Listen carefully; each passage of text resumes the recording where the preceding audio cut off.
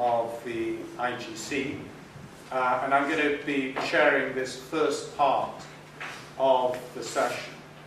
We've divided the session into two parts. The first is on macro finance, and the second on mobile banking. The first part will last for about an hour and a quarter until 11:45. We've got three speakers who are going to cover the subjects of banking, financial intermediation, markets, and financial innovation, and thirdly, financial system design and securitization.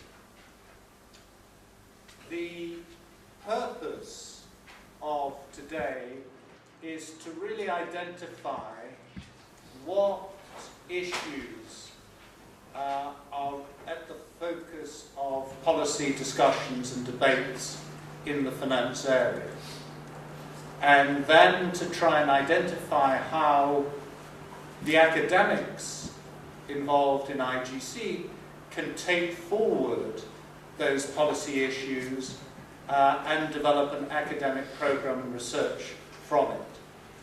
So we really want to be very focused on the specifics of determining research areas, research projects that are of direct relevance to policymakers and practitioners in the finance field. And in particular, what data could help academics with trying to address those policy questions. So when we come into the debate later on, I very much hope that we'll be able to develop some of those themes. So the way in which we've structured today is perhaps a bit different from the other sessions, insofar as we're not so much taking a series of academic papers and then asking policymakers to comment on their policy relevance.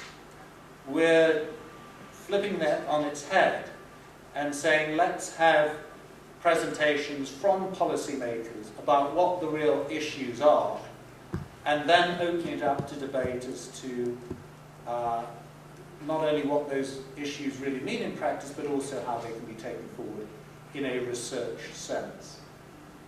And to make that more concrete, we're then going to be holding a more extensive discussion about developing the research agenda in this area, where we want to bring together everyone who's got an interest in or has worked in the field of finance on the International Growth Centre project to come together to discuss how to develop research in this field.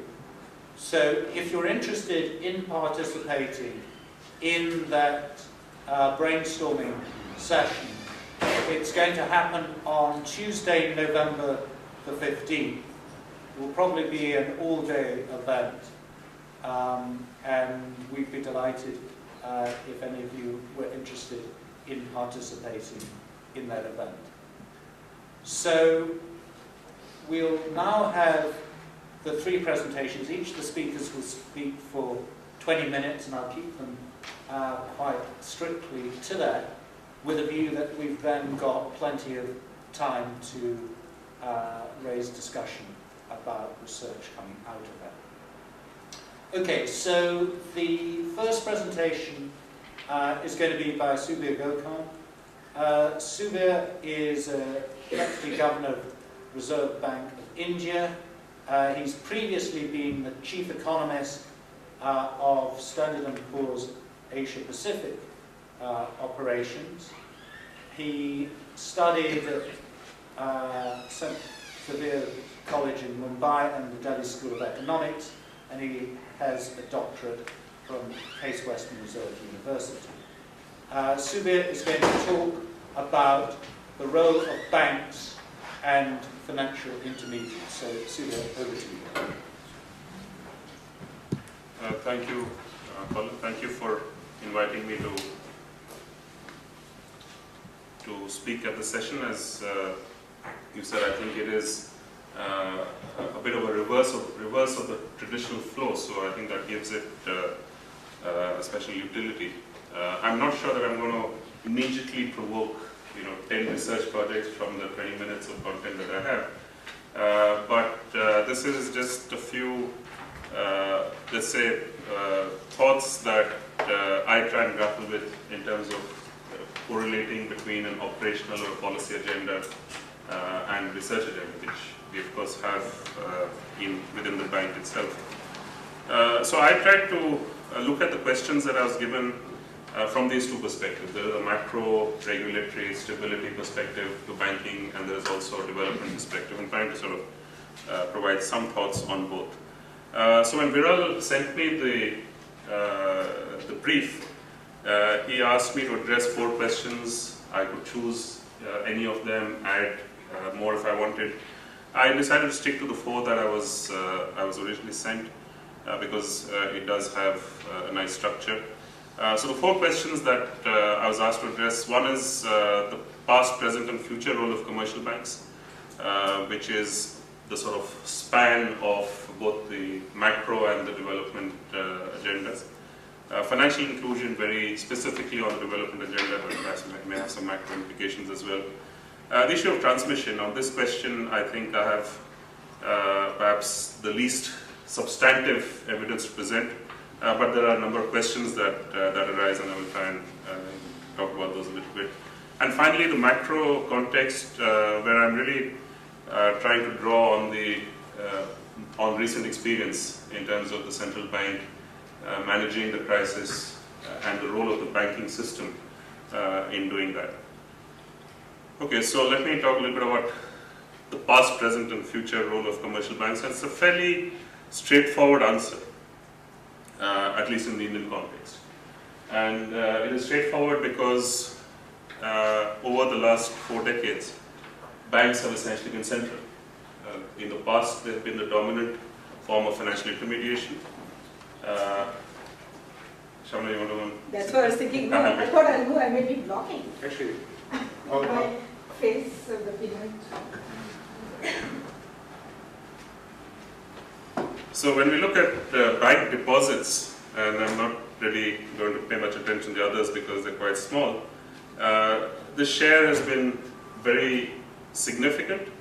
What's interesting is that between the 1990s, when deposits shrunk a little bit, and the 2000s, when they again regained share, this is where I think the core driver of this whole process lies, which is essentially an explanation of why banks will continue to remain the dominant channel of intermediation, and I'll come to that in a second. The second dimension to this is the relative share of non-banks, of financial intermediation going through non-banks. And here again, this is of course a much shorter picture, but there is some degree of stability, I would say. I'm drawing very sort of heroic inferences from this data, but I think the general impression that we have is that non-bank financial intermediaries have a significant role, but it's not a dynamically expanding role. I have a few messages that I'm taking, and of course there's more data that supports this, but I didn't want to overload the presentation with data. I think when we look ahead at the Indian context, it seems fairly clear to me that banks will continue to be the main form, the primary form of intermediation. And the big reason for this, as I was alluding to, is the fact that the first point of entry into the organized or formal financial system is the banking system. That sort of links up directly with the inclusion agenda, because inclusion by other means, as I will talk about a little later, is certainly an important factor, but ultimately it appears that the banks are the pivot to this. And so they will continue to play a role, either the last mile role, which may be more contested, but a sort of backstop and if you will, a wholesale role that I don't think is going to change very significantly. Other financial intermediaries are significant lending activities. They are growing in significance, but because of regulatory concerns or regulatory restrictions, they are treated differentially by the regulatory framework, and their ability to raise money directly from the public is very limited. So they are quite effective and efficient at lending because they have certain regional specializations and therefore information advantages as well as cost advantages relative to banks. But they are dependent on the banking system for funding.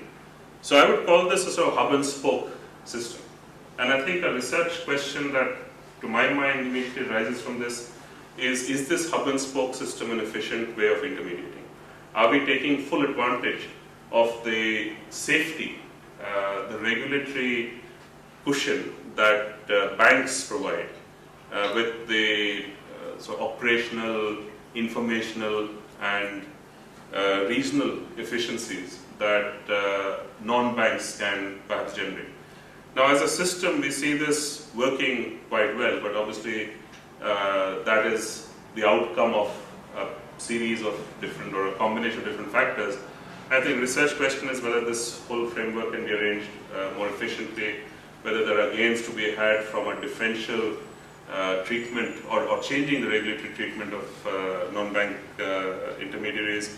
I think that in the spirit of the ideas for growth, I think this becomes an important research question.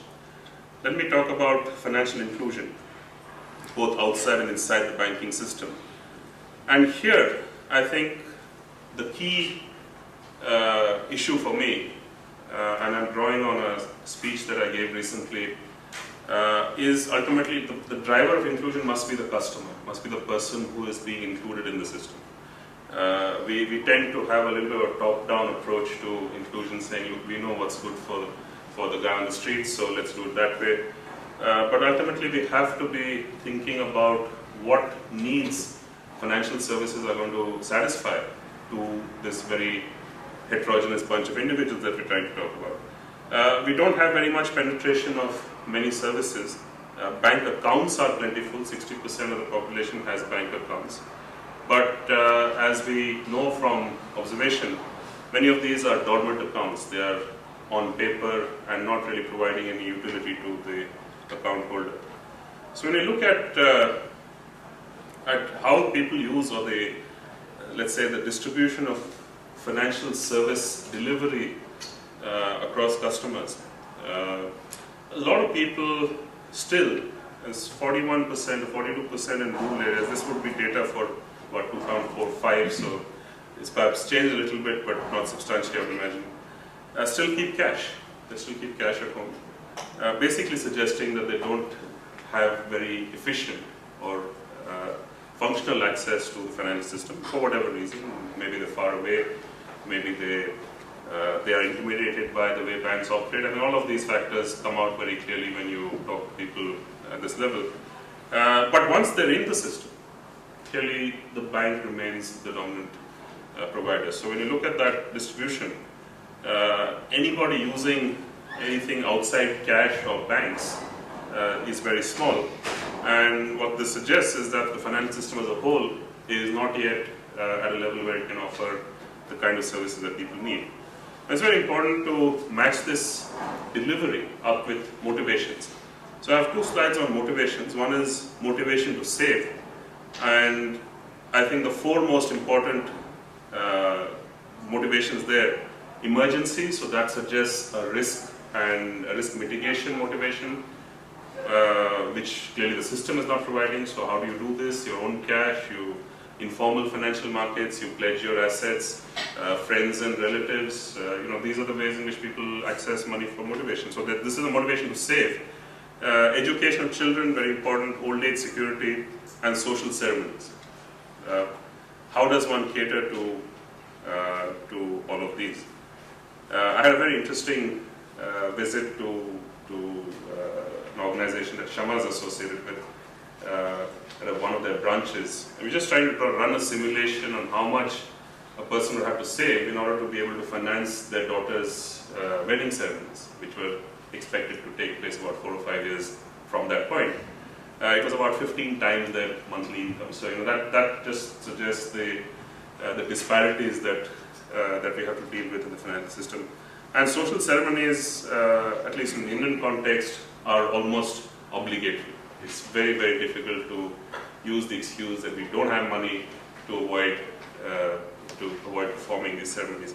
So we have a set of motivations which really are not being addressed at this point by the financial system.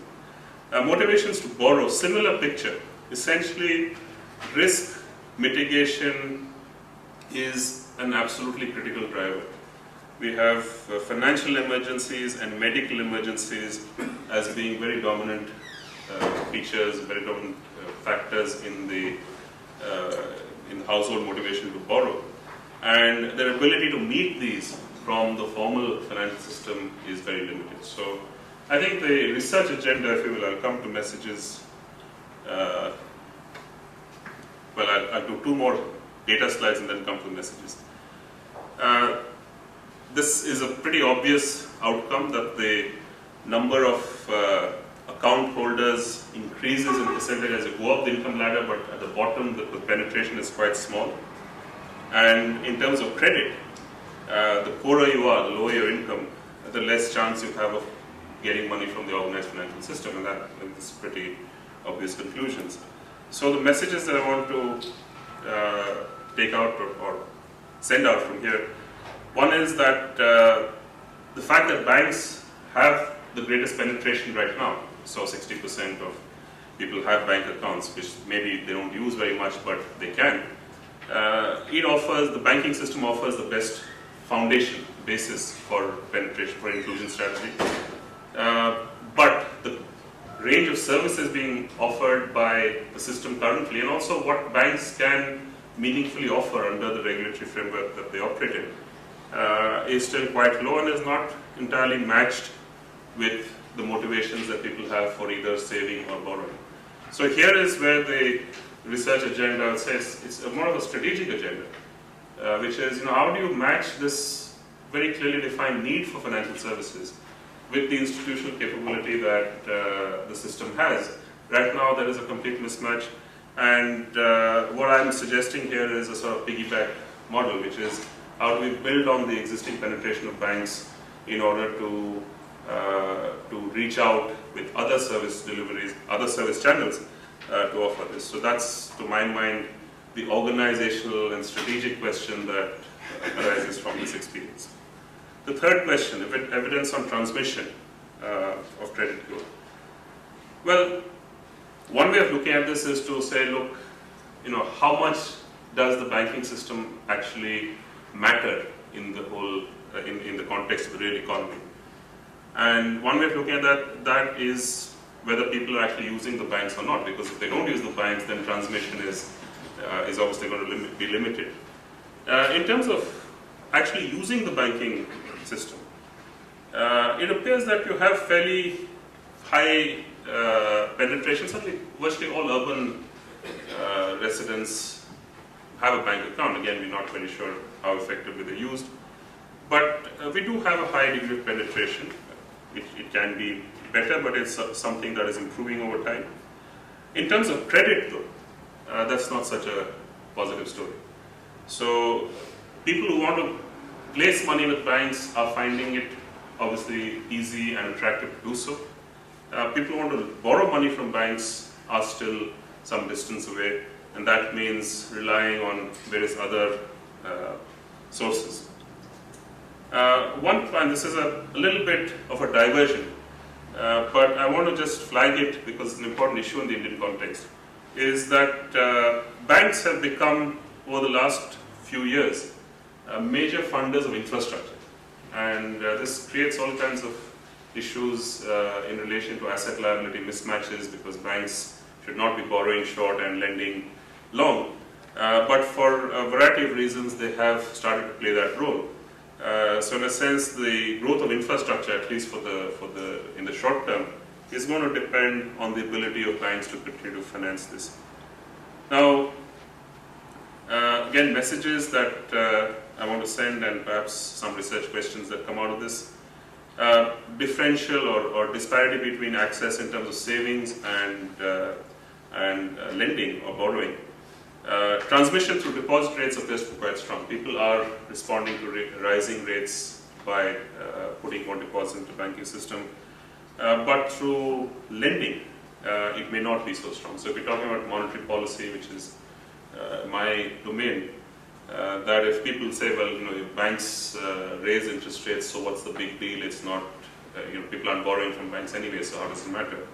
I think there we do see arbitrage. We do see the impact of bank interest rates on other channels, and because that's what I refer to as a hub and spoke. That even the banks are not directly dealing with borrowers, there is some way through some indirect impact to bank rates. So I'm not too worried about transmission as a factor, but clearly the issue is whether it's possible to get this whole bunch of unserviced lenders, or unserviced borrowers, into the banking system.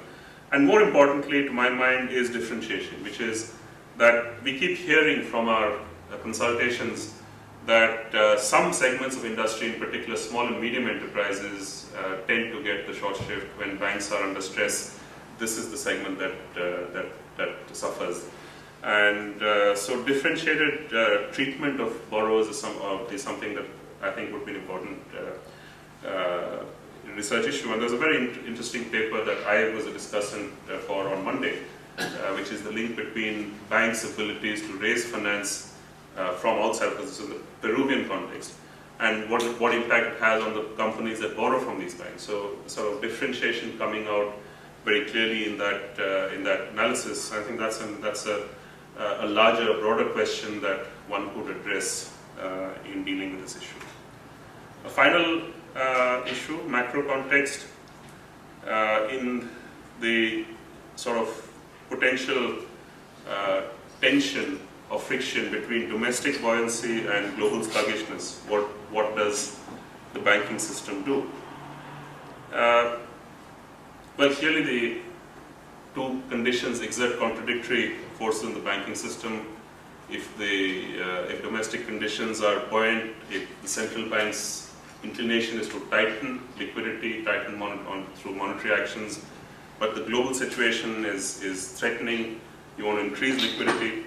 And so we face this dilemma. When there is an external threat, you want to increase liquidity to ensure your system does not get strangulated, which actually happened very dramatically in 2008 in the Indian context. But at the same time, because inflation is high, you want to rein in liquidity. What we discovered, I think, in 2008 was that liquidity could very quickly translate into insolvency. That is, businesses that are fundamentally sound could, as a result of a purely liquidity shock, could actually run out of steam without any change in their fundamental business conditions. And our response to that was, of course, to treat everybody with the same brush. We had a bunch of restructuring kind of responses, some of which are the aftermath of which needs to be dealt with now. But in doing that, we decided to make conceptual separation between monetary policy and liquidity management. And that is, I think, the key conceptual issue that has emerged from our experience of 2008, where we have to recognize that liquidity could be a problem per se, independent of the monetary policy stance. So what we've come up with there is a benchmark for liquidity tightness. We've defined it as 1%, minus 1% of the net demand and time liabilities of the banking system, which is our standard denominator. And so this is something that allows us to reconcile our monetary stance, where we want tight liquidity, with our liquidity stance, where we say, well, it can get too tight, in which case we have to manage it. So moving from a sort of open-ended approach to liquidity management, we've now tried to make some sort of a boundary, or lay down a boundary condition, which seems to be working reasonably well so far. We've had a situation where, despite having a tight monetary stance, we've had to actually infuse liquidity into the system, and that has not been terribly disruptive. So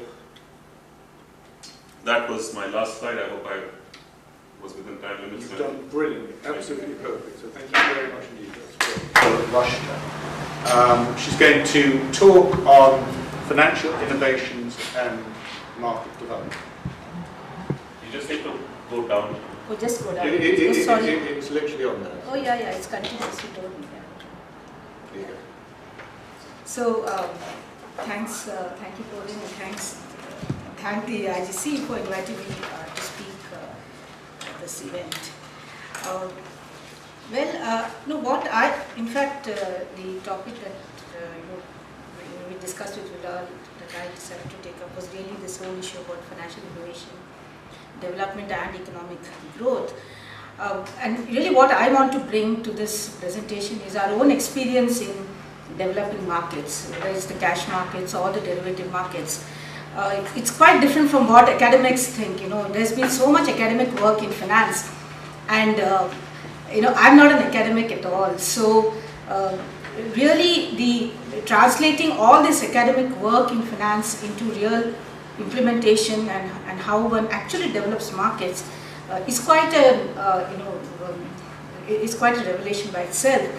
And I would like to make certain bring forth certain issues in this context. Of course, what the financial development, what of course, growth causes financial development. There's no doubt about that. But whether financial development really leads to economic growth, and whether there is need for some threshold of growth before financial development can actually, influence or lead to higher growth, that is the issue. And clearly, for financial development to impact growth, there is a need for having certain prerequisites met, and clearly one needs macroeconomic stability, labor market, product market flexibility, so more openness. So these are the kind of prerequisites that would be needed if financial development really has to result in higher growth.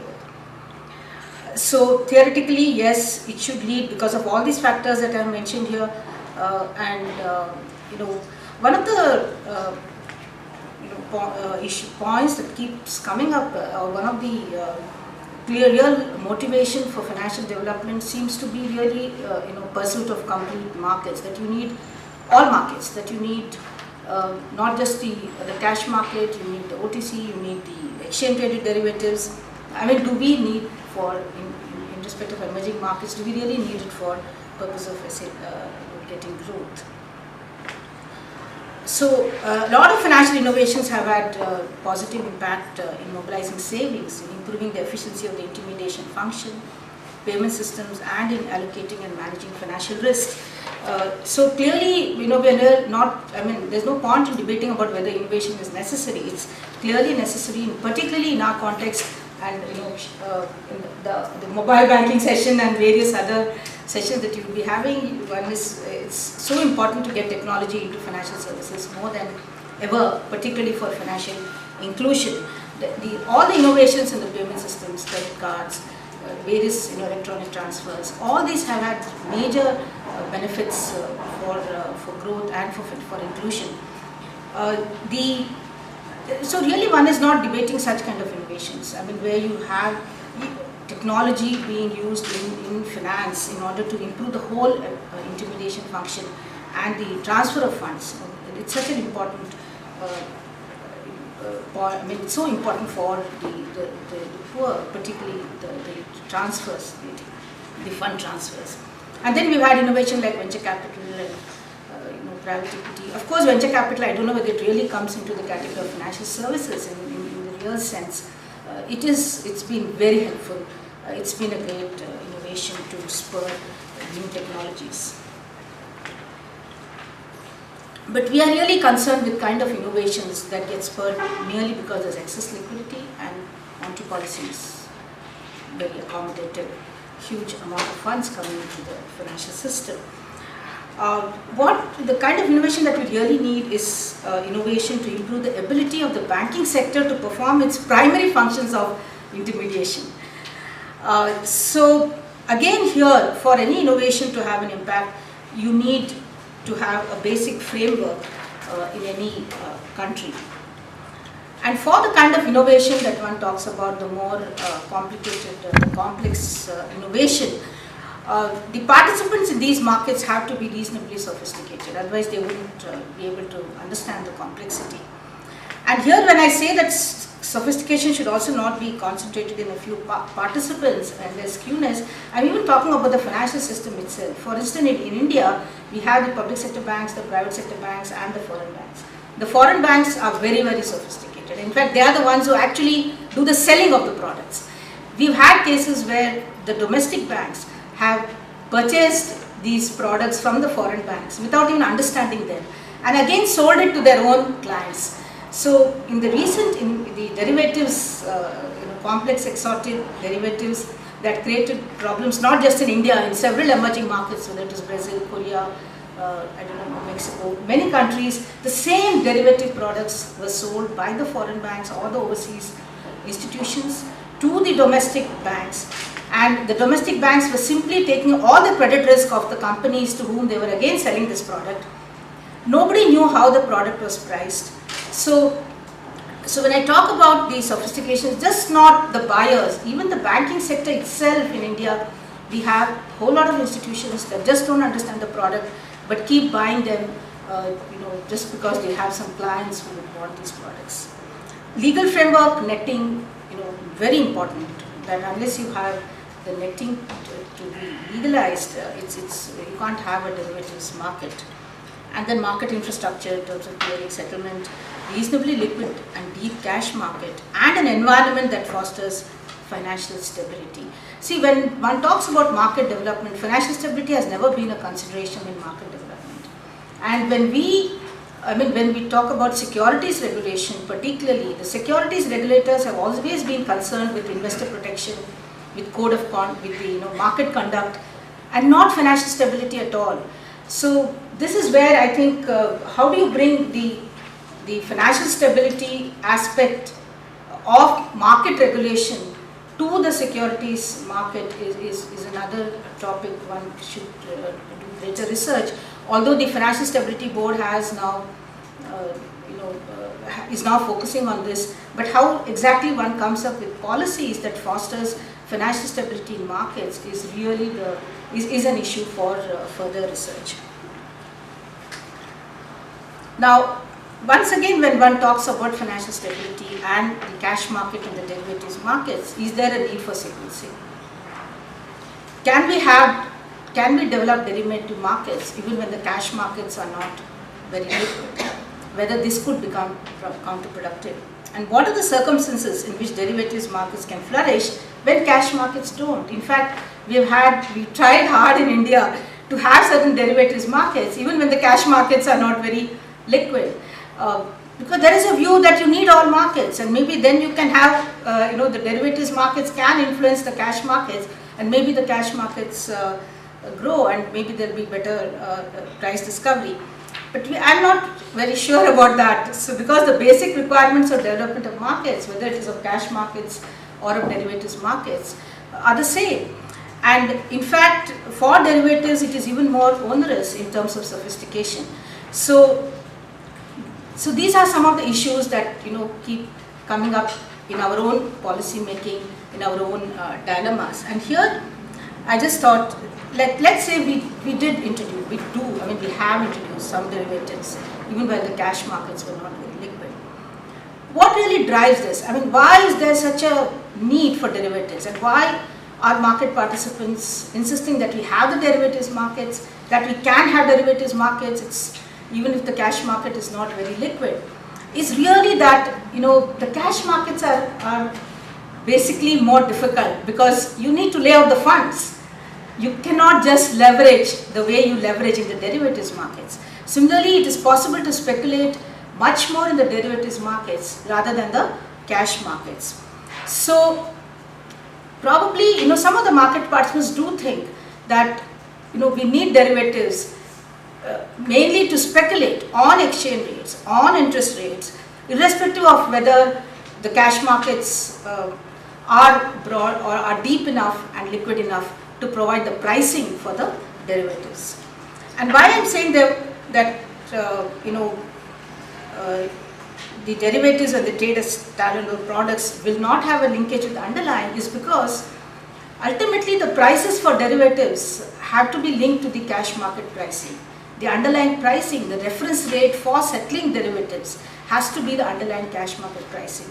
So if the cash market pricing doesn't come out of really deep and liquid markets, then can we rely on such pricing for settling the derivatives trades? In the case of CDS, when you had these huge derivatives contracts, really where is the cash market price there? Because the bond markets, even in developed markets, are not so big. It's the CDS was like several $1 trillion and maybe 60 times, 100 times or 600 times the bond market. So then you come up with auctions and various other ways to discover the prices rather than a straightforward link with the underlying cash market. And as I mentioned earlier also about this mis-selling that happens when you just have a derivatives markets without a deep and liquid cash market, and because the derivatives dealers, the market makers there, that's why the financial products are sold. They're not bought, they're just sold, and it leads to a lot of mis-selling. So this, we then come to what really are the points that come out of this discussion that we had so far, is whether the development of derivative markets in countries where cash markets are not sufficiently developed resulted in the eventual development of the cash market. So this is something which we have not been able to, really prove by empirical evidence alone. Really that is for research. What kind of data one needs to see to answer all these 3 points? What is the impact on the economy of enhanced activity in the derivatives markets? Because ultimately it is the cash markets that contribute to the real economy. It is the cash markets that have a real impact on the real sector and not the derivatives at all. In the sense, derivatives maybe assist in making the markets more efficient, but can it really contribute to economic growth without having the underlying cash markets? And then what are the prerequisites? So these are some of the issues, and what I would now do is really to look at how,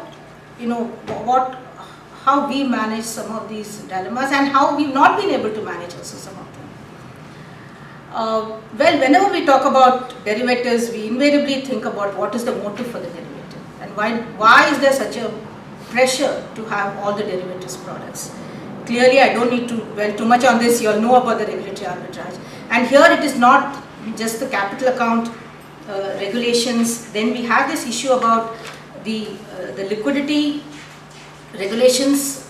I mean, the liquidity regulations just don't apply to the derivatives. So clearly there is an interest in derivatives products because neither the capital regulations nor you get benefit of capital or much lower capital for derivatives. That's how now the Financial Stability Board is correcting that. And then even the prudential norms, the NPA norms, everything, it's not the same whether it is the derivative trades or the cash market trades. For instance, if a loan is restructured, we treat the entire loan as a non-performing asset. But derivatives get restructured any number of times. And I'm not sure whether financial institutions are really providing for such restructuring through the normal prudential norms that we have for the loans. Tax arbitrage, then managing, manipulating, I've said both managing and manipulating. I mean, this is where the derivatives have been used quite a lot, extensively, to defer losses, to advance income. Very often companies approach banks and dealers in derivatives mainly to help them manage these kind of cash flows. And as I said, pursuit of complete markets. And here again now, we need to study further as to what is the impact of derivatives on the real economy, on risk management. Has it really helped manage risks? Or, very often we have what is called, the derivatives being really low cost or zero cost derivatives. This was the kind of product that was sold in India in 2008. We had a huge problem. Not impacting systemic risk, but many companies had huge losses. So zero cost products. Now zero cost products, the companies think it is zero cost, but actually it is high risk. That's not understood. So really does it help in risk management? It does help in diversification of revenues, particularly for the derivative dealers, and the kind of impact on the incentive structures, whether it leads to mis-selling, whether it leads to huge conflicts of interest, particularly because there's conflicts of interest is really ridden in the financial system.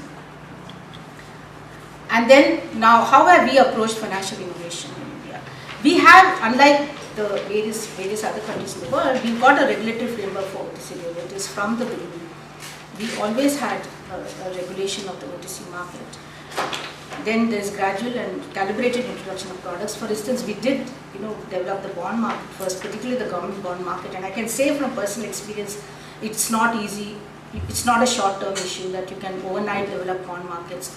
It takes quite a while to develop the bond markets. And first, you have to develop the government bond market before one can develop other markets. So we did start with the government bond market, then corporate bonds, and then of course the derivatives in interest rates, currency, forex. We've had better experience in terms of foreign exchange, cash market, OTC market, as well as the derivatives. But we introduced the exchange traded currency futures in the end. We started first with the spot market, then the OTC forwards, OTC options, and OTC swaps, and then the currency traded and the exchange traded. We've had, the entire focus of OTC regulation has been that the unsophisticated players use it for hedging, use it for a commercial underlying, that there is some link to the real economy, and market makers actually trade in them. So we have position limits and various other regulations. Financial stability is an important component of market regulation in India, and we have in our recent guidelines since 2007 actually emphasized this whole issue about suitability and appropriateness. This I'll just skip. It's now just to come to the last important slide that I have here. The challenge is really how does one develop genuine and deep liquid markets without implicit, explicit bank, government guarantees and liquidity support. I didn't add that from the central bank. And this is something which really you all should take up in terms of the further research work also. And why I mention this is, even if one looks at the experience of developed markets, let's look at the securitized markets. Would they have developed to such an extent in the US without the GSEs, without the government-sponsored enterprises, without guarantees from the government? Then we have in Europe what are called fan briefs, and then the covered bonds. So all these either have government guarantees or bank guarantees at the really motivating the development of these markets. And then all these instruments are also eligible for central bank support.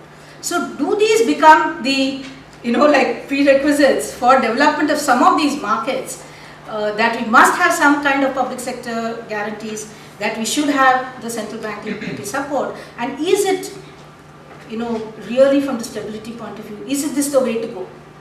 Because we ourselves have a great need for developing a long-term mortgage bond market. And particularly from the real economy point of view, from the household sector point of view, they are taking huge risks in housing loans, because most of the housing loans in India, probably more than 90%, are all floating rate loans. And the banking sector is not prepared to give fixed rate long-term loans, or they make it so unviable and unprofitable for them that, the whole reason is that we run an ALM mismatch because we have short-term liabilities, we can't take the interest rate risk. So the entire interest rate risk burden is on the household sector.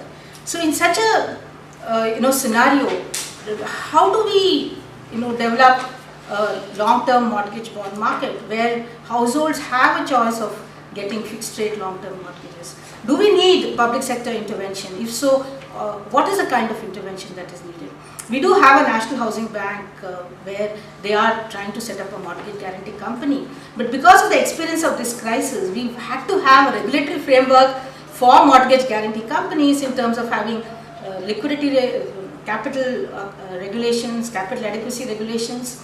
So where do we draw the balance between a sound prudential and regulatory framework for mortgage companies, and as well as ensure that we do develop a long-term mortgage bond market? So similarly, we face this, Subir mentioned about the infrastructure loans. There is so much pressure on us to allow banks to guarantee bonds. The whole focus has been, we've done all that is necessary, both the securities regulator and the Reserve Bank, to develop corporate bond markets from the regulation side. Now what is left? Saying you allow banks to guarantee the bonds. Now if one does further research in the corporate bond market, it's very clear that, I'm not sure, I don't know about the other countries, but probably it would be of interest to know in the emerging markets, most of the corporate bond market development has come out of financial institutions bonds, because the investors have much more confidence in the corporate bonds issued by financial institutions, because they know it will be all out. There's not much of credit risk. So can we develop corporate bond markets on the back of just bonds issued by financial intermediaries and financial institutions? So then do we need this kind of bank guarantees for that? And then we have the IFCL, which is again 100% government owned, doing the infrastructure bonds, but they have their own limitations because there's a limit up to which the government can extend support. I mean, we have to realize that in countries like India, there's a limit, there's beyond which the government can't support because the fiscal deficit as it is very high. So we can't expect public sector involvement in development of bond markets through these guarantees. And here, one thing I would like to mention is about the foreign investment. Again, here there is a view that we should allow foreigners to freely invest in all markets. There should be no regulations. There should be no, impediment to their regulations. But it certainly doesn't lead to instability. Does it really develop markets? For instance, in the foreign exchange market, will it just become another asset class to trade in rather than impacting the real economy? We've seen what's happening in the currency markets worldwide. So we have a lot of data in India because a lot of the trades that are done, because they're all regulated markets, whether they're OTC or not, we have a lot of data, and I have shown in this slide the data that's there. I think on the non-bank financial sector, maybe when Shama, you do your presentation, maybe in the discussion I can further discuss. I think Subir also mentioned about the complementary role of NBFCs, so I'll avoid doing that. So thank you very much, and I'm sure I hope you've been able to get quite a few issues for further research. Thank you so much. The third speaker this morning is Shama Fernandez. She's the Chief Risk Officer of IFMR Capital. She set up the risk management function of IFMR Capital, designed and implemented its portfolio monitoring and risk modeling systems. She has more than a decade experience in research and consulting on financial markets. She's going to speak on a financial systems design framework.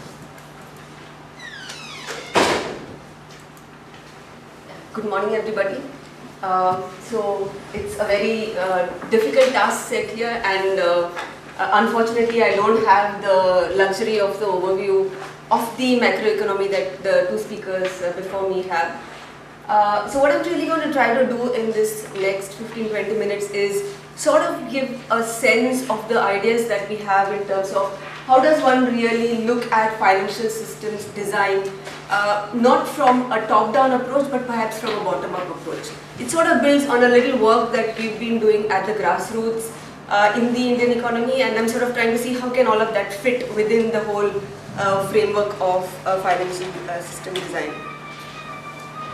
So if one were to think of what is a well-functioning financial system, then I think we can probably think of three main pillars of the financial system. One has at the very heart of it what one could call high quality origination, and I'll come in a minute to exactly what I mean by that. Origination is basically about entities going out there and building that asset base. It's loans, it's insurance products, it could be pension products, it could be investment products, and all of that. So basically we're talking about the origination part of the whole financial system.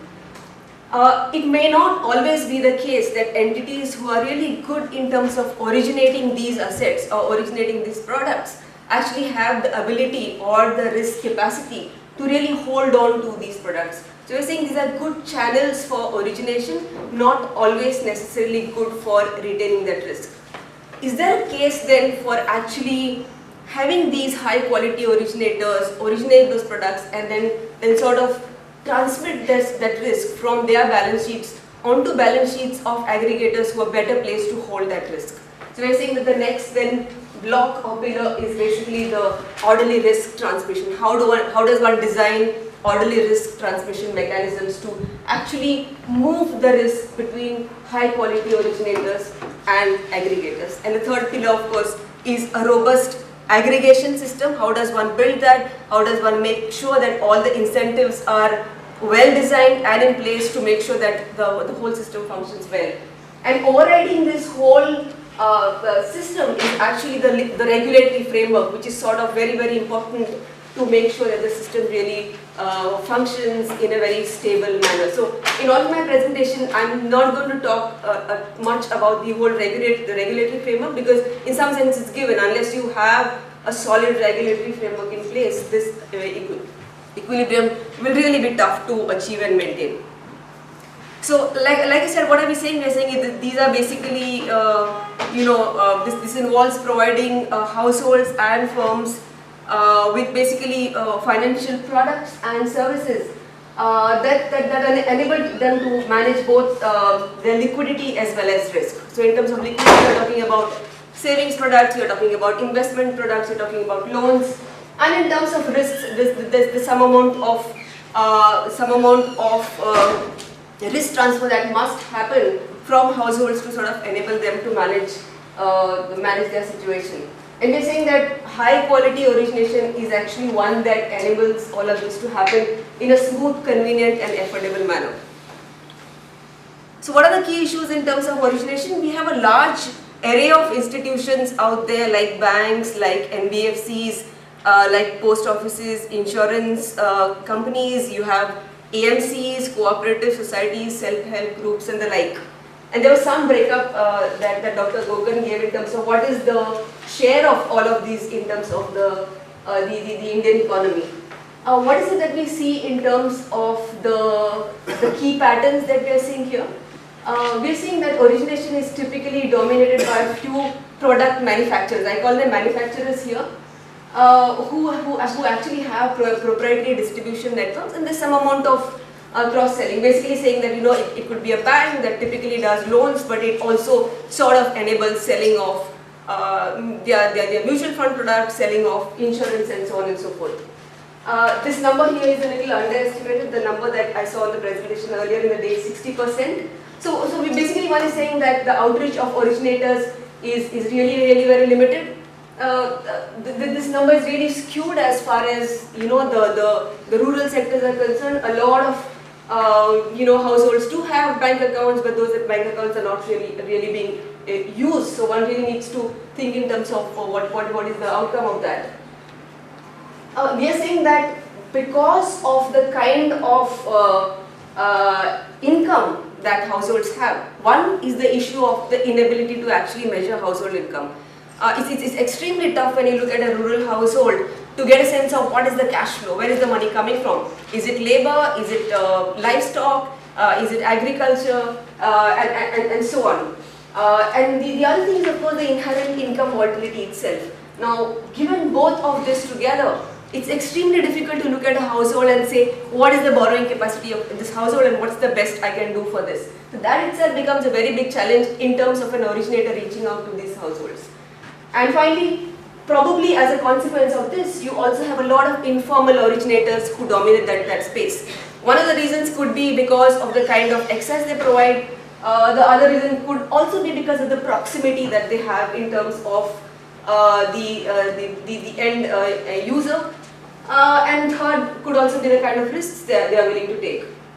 And finally, again, following from this too is the fact that the customer protection mechanisms are largely non-existent in this space. Just very quickly going to sort of to qualify what I mean by high quality origination using two basic parameters. It's sort of a different way of looking at origination, saying that it's outreach and it is increasing the goodness of fit of the originators. So we're basically saying that we need originators who can really adapt to the local reality and culture, and a one size fits all sort of product may not really work. So the whole approach of saying that there has to be a touch and feel, there has to be understanding of what the rural household requires needs to be sort of looked at in more depth.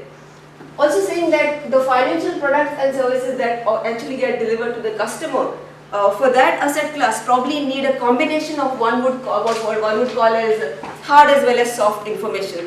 Hard information of course is the kind of data and statistics that we have readily available, and soft information is information that would be available to those originators who really operate in that physical geography and space to be able to take decisions in terms of origination. For example, if you have a rural household and there's been a death in the family, maybe the financial product needs to be tinkered a little bit to sort of accommodate for that. Maybe if there's a case where there's a wedding happening, you need to have some sort of a product that gives a little bit of flexibility in terms of that. So I'm saying that there's a need for originators to sort of be a little closer and move from what is a credit provider approach to what we call as a wealth management approach, saying that it is a rural household, these are small investors, but they do need wealth management, and perhaps they need it more than a lot of us here. And then coming to the next thing, saying that these originators then must have the operational capacity, because you're talking about a kind of operation that is really touch and feel. The reach has to be humongous, and you're also talking about originators who must have the financial strength to sort of ensure that there is sustainability, and to also ensure that there is some capital at risk, so that there is responsible behavior on part of these originators. So what is the enabling infrastructure? It's not the case that I've thought about everything, but a few things that were important, and I thought I should share. Of course, we know that this whole issue of KYC or know your customer is very, very important. That if I cannot identify who my end customer is, it creates all kinds of problems. Some of them which have to do with fraud, and could eventually result in systemic risk. A lot of this stuff is being put in place in India once the whole UID falls in place. We hope that a lot of these things will get resolved. There is a need for credit bureaus at a very, very granular level, going to grassroots. Now that itself is a big challenge in India, giving the masses and the spread. But I think that's sort of going to bring a lot of transparency and clarity in this market for originators to be able to do stuff with a lot more data backing their decisions. I spoke about financial stability and the capital at risk that needs to be made available to these originators on a continuous basis. And I'm saying continuous because it has to be a going concern. You can't really stop that engine once it begins functioning. The ability to efficiently transfer the systematic risk out of the originator, because not all originators would be good enough to really hold on to this risk. And then, very important, saying that if there is an originator that fails, there ought to be mechanisms to really replace that originator smoothly, so that the engine continues. And of course, the legal redressal mechanisms. I come to the second part, which is the risk transmission, and there's a lot to be said here. I'm hoping that I could take up a couple of examples and just illustrate what we're talking about here. So we're saying risk transmission is basically about orderly transmitting risks from the originators who have the ability to sort of generate those assets on the ground to highly capitalized aggregators who have the ability to really withstand that kind of risk. And if you look at the whole risk picture, what are we basically saying? We are saying either financial firms create products and sell those to the household and then transmit risk, or they could actually take that risk and transmit it outside the economy, and whatever cannot be transmitted through this then get retained by the financial firms and in turn held by the households who hold these financial firms. What are the key issues in terms of risk transmission? And a couple of these have already been addressed earlier during the morning. We're saying limited use of risk management instruments by both individuals and firms. And let me come to individuals. It was a number that was put up earlier in the morning, saying that the insurance, the number of the percent of population that has insurance products is around 10 to 12%. But that's life insurance. But in terms of non-life insurance, it's just 0.6% of the population that has access to non-life insurance products. Now, why is this important in an Indian context, especially so in a deep rural context? A lot of households really face liquidity constraints because of health issues. So that is basically probably one product which really needs to be sold well, but that's not happening. So risk management at the household level is not really happening too well. At the firm level, there's a lot of scope to really look at what firms in India are doing in terms of risk management. There was this very interesting survey that the Journal of Derivatives used to do. I haven't read it recently, but there was a series of surveys that they did on firms across the world and what kind of derivatives did they use, how did those derivatives sort of meet the outcomes and so on and so forth. It would be interesting to look at how firms are really managing risk and what are the kind of products and tools that they are looking at. In terms of missing markets, we've already spoken about some of those missing markets, and I will not really talk too much in terms of those missing markets. I think there's a need to sort of build certain public goods which will enable us to build a class of risk management products. For example, a lot of the risks that households face is because of rainfall. Now, you ought to have systems and mechanisms in place to measure that risk. If I am inherently a bank with a large agri exposure and there's nothing I can do really to manage that, what do I do? What are the kind of systems and infrastructure one really needs to put in place so that such public goods can really be made available, which in turn will help us design those products. I'm going to talk about this more from the point of view of just using an example, and this is just an illustration. It's a real example that's sort of done on the ground by the company I come from, and let me just quickly run you through what it does. So basically, this is a set of originators who are sort of come from different parts of the country, and what has been done in this structure is basically just incentive alignment to make sure that there is risk transmission from originator to a risk aggregator who can really withstand that risk. So this is a bunch of microfinance institutions across the country, and very simply the way the product has been done is the first loss into the structure is retained by the originator. There is the second loss here, which is retained by the arranger and the structurer, and then you have the assets that get pooled and structured and so on and so forth. And there is a senior piece that comes out of this, which then gets placed in the market. This could be and has been bought by mutual funds, banks, NBFCs, private wealth, and the like. Now, just to give you a sense of how we are actually moving across, this is a 30 crore securitization transaction that happened. Underlying the 30 crore securitization transaction, there were 45,000 granular loans, average size of $200. So you can just imagine banks and public sector banks to be involved in the risk aggregation part. I think there's a very important role that government can also play for risk aggregation, where it really doesn't make sense for commercial institutions to come in, and we have a couple of examples of that in the Indian markets. Quick concerns here. Let me go directly to the chart. What is really of concern here is the amount of internal funds that are being really used in the system. So if you look at the debt, and this is just for comparables, slightly dated, my sense is the numbers haven't changed a lot. A lot of the funding is actually coming from internal funds, and like ma'am said earlier on during the day, we do need to have bond markets which will kick in and come here in terms of the aggregation function.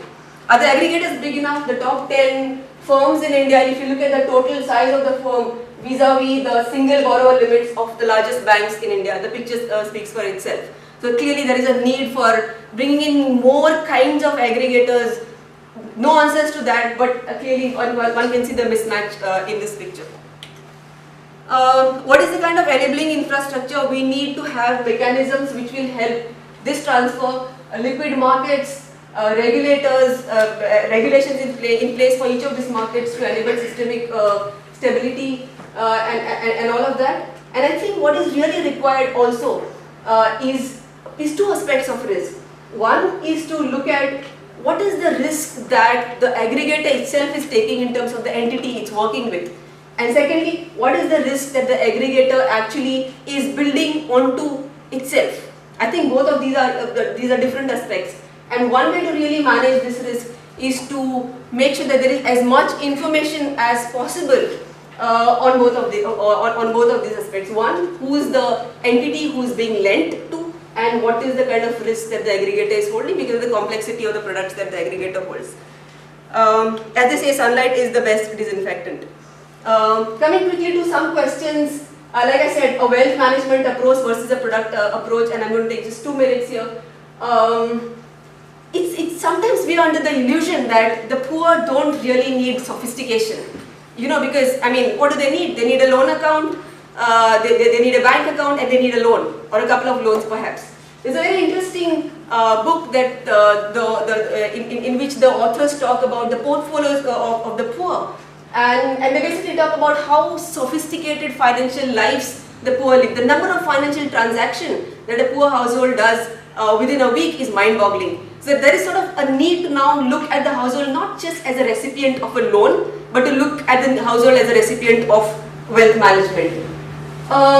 Some interesting work that could be done in terms of how do these households take decisions.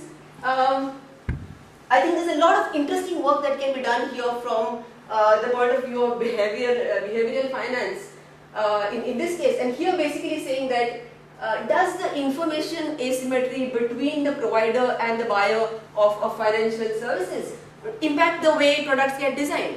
For example, in the rural space, a lot of the loans that these households take are because there has been a medical crisis in the family. What the household really required was the insurance product. In the absence of the insurance product, the same need is being now met by a loan product. I'm going to skip this one. Just a few questions in terms of transmission. I think that's very important. You know, how can we really have systems designed where the incentives of the originator are really well aligned with the aggregator, so that the transmission happens in a very meaningful and stable manner. And this is a point that sort of needs to be dwelled into a little more in terms of just how do you design incentive structures for risk managers. You know, how do you make sure the guys are doing their job well? If nothing happens, you think the risk guy is doing nothing. If something blows up, then you think he didn't do his job well. So, I mean, that's a case there to be really looked at.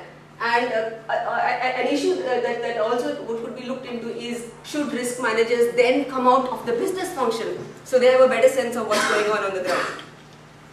And a few more questions finally in terms of the aggregation. Like I said, to what extent is publicly available information available to understand the risks of aggregators themselves? Banks hold complex portfolios. How can I analyze it, going beyond just annual reports and going beyond share prices? The asset liability mismatch was something that ma'am spoke earlier on during the day, so I'm going to skip that one. And finally, what is the role of a large risk aggregator? What is the role that the government, the state can really play in terms of risk aggregation? How do we really structure that role? Should it really be a direct ownership versus indirect? Would that really change the way risk management happens in the system? So that's broadly the what I thought I'd share with you in terms of the work on origination, risk transmission, and risk aggregation. Okay, thank you very much.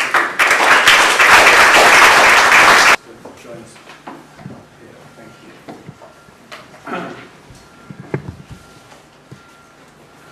Well, thank you very much indeed for an excellent set of presentations which raised many interesting questions, and very relevant questions for research generally. I think some of the main points that I took away were in relation to Subir's presentation about the nature of savings and borrowing needs, and whether or not the capability that exists within financial institutions and markets are well suited to those needs, for example, emergencies that the poor might have. And should we think about changing the nature of the hub and spoke model, which is emerging? In terms of Shmala's presentation, the emphasis on cash and derivative markets is a very interesting area, and the extent to which derivative markets really promote both cash markets and economic activity, and to what extent does one need government and central bank support and guarantees to ensure that those markets develop. And then in relation to Sean's presentation, again the need to understand the needs of customers and how one ensures that product design is matched to those needs alongside the risk transmission and aggregation function, and how one aligns the incentives of the aggregators and the originators And again, what role might the state play in that process? So those, I think, were the main messages that I picked up. Before I just throw it open to general discussion, I'd like to ask the two speakers in the next session, next part of this session, to give their reactions. Perhaps start with Michael Klein. Okay, thanks. There seem to be enough questions there to animate a few studies, and I'll just pick out a few items. And I'll focus on financial systems as a whole, because there are lots of detailed questions about how you develop this product or that market, etc. But about how to think about financial systems as a whole, and how one fits research items into that kind of agenda. And the issues of financial systems came up. There's this question that Sudhir had about the hubs and spokes system. Does that work? Does that really do something for growth? Or is there a fundamental rejigging necessary? Or is it sort of good enough? There's this question of market completion. All these people arguing you should have better markets. Is it really relevant for growth? Or is it just creating strange risks that nobody understands? And how does this whole thing relate to stability? And then part of that is, you talked about market completion in so many ways. Huh? And so one way, I would think in terms of three buckets. There's the market development issue, there's the growth issue, and there's the stability issue. And they are related to each other, yes, but I like to think about these buckets for the following reasons. If you just take the market completion people, two things come to mind. You have a similar debate in the relationship between trade and growth, no? Or the completion of physical, so-called real markets and growth. Everybody who calculates general equilibrium models about the effect of trade policy, of perfect trade policy on growth, comes out traditionally with the so-called Harburger constant. By having complete trade liberalization, you get 2 percentage points of GDP extra, once and for all. And that cannot possibly explain the growth processes that we see in the world. They're about productivity increases, they're about innovation, etc. And just completing markets doesn't give you innovation. That's one angle to the debate. The other one is in financial markets, if you have incomplete information and adverse selection, moral hazard problems, completion of markets is a question of whether that doesn't fully solve all problems. So these are a priori points of views. So it's kind of hard to, if you think about the static efficiency gains from completing markets, which is really what most people talk about, how that relates to growth is not entirely clear. There are some folk stories maybe around that, but how really empirically that works, not clear. So I'd be slightly cautious. So then the question, what does relate to growth? And I mean, the basic hypothesis that makes sense to me is, to the extent that the financial markets play a role in helping decide in society which new ventures are backed, which existing ventures are made to grow, and most importantly, maybe which ventures should not exist and should be eliminated. That decision making, the quality of decisions about new ventures, old ventures, etc., that is being made in the economic system, to the extent that our financial markets contribute to that intelligently, that's the real growth enhancing function. So what structure of financial markets do you need to get there? And how complete do markets have to be to do that well? And maybe, and at what stage of development, maybe there is such a thing, do you need what kind of markets? And from that perspective also, a big part of the financial markets is actually corporations. The internal finance of larger corporations, which allocate to new ventures and withdraw from non-functioning ventures, etc. And thinking about it in those perspectives. So to see what the relationship is between the quality of decision making and the static efficiency gains from completing markets, to get that relationship straight. And then the final piece is stability. In the real goods markets, exit mechanisms, failure, freedom to fail is a possibility in real life. In financial markets, it seems to be hard to have real freedom to fail. There's a lot of talk about it, but when push comes to shove, everybody's running and guaranteeing, and the taxpayer comes to the scene. So here the question then, if we have some understanding about what's really needed for growth, what kind of market completion you might need for that, then what are the implications for regulatory stance in all of this? And here the standard model, of course, on which the Basel Accords and so on are based is capital. People should have capital. Yes, there's arguments for that. There's no complete theory on that. And one of the key issues overall is to what extent capital, which you might call seat belts, which are risk minimizing. Seat belts help you brace yourself for a shock, but they also might entice you to take greater risk.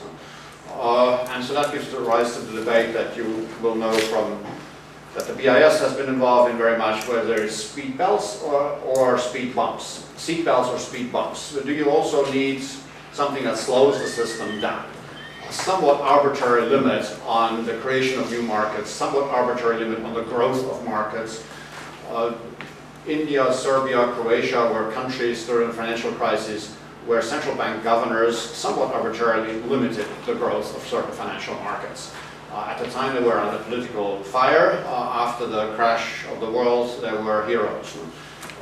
So how you merge the development of markets, the link to growth, with an appropriate regulatory policy stance. If you can get all of that together, or do come up with pieces that help shed light on the relationship between these three buckets, that I think would be very useful. Thank you. Thank you. Yeah, just to add one element on that, in terms of those three buckets, generally when one looks at the relationship between financial sector development and stability or growth, one generally looks at it through the perspective of financial depth and how does more financial depth achieve more stability, more growth, and how to manage all of that. But the financial inclusion one is generally not linked to those. I mean, there's a bit more research on financial sector development and growth as regards to financial inclusion, but not so much is a more inclusive financial system a more stable one. And I think that's an interesting one to be investigating as well. Okay, right.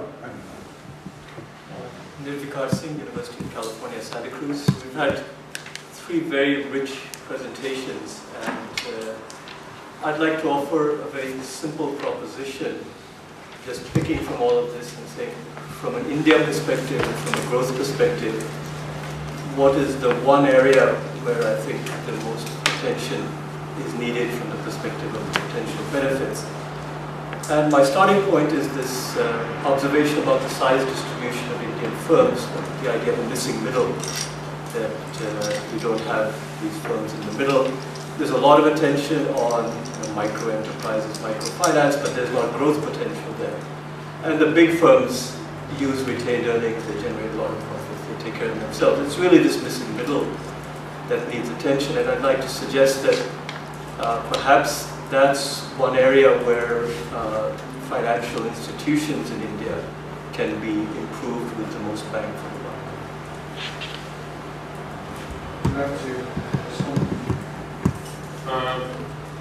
Not really. I think this is more for the audience to pick up issues. Well, yeah, thank you very much for all the presentation. I have, when it comes to volatility that's so bad for financial market is so bad for developing countries.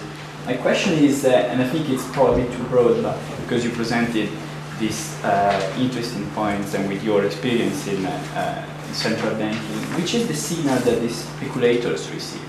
And basically, which is then the consequence of a decrease or increase in the transparency of information? Because I mean, it seems to me from a very humble and perspective, the speculators are playing a sort of coordination games in a behavioral framework. So which is the information? And then my question could be then, if we want to pose some constraint in this coordination game so that they know a little bit more how the other speculator will act, it could be a strong government, but this is a too broad question, which is a strong and credible government. Then how, for example, do you see a tax on international transaction? This is a common debate, a Tobin tax on international transaction. Is it possible? Is it impossible because it's not implementable? Some countries will have it, others no, and therefore we end up in creating safe havens. Yeah, I think this is the question.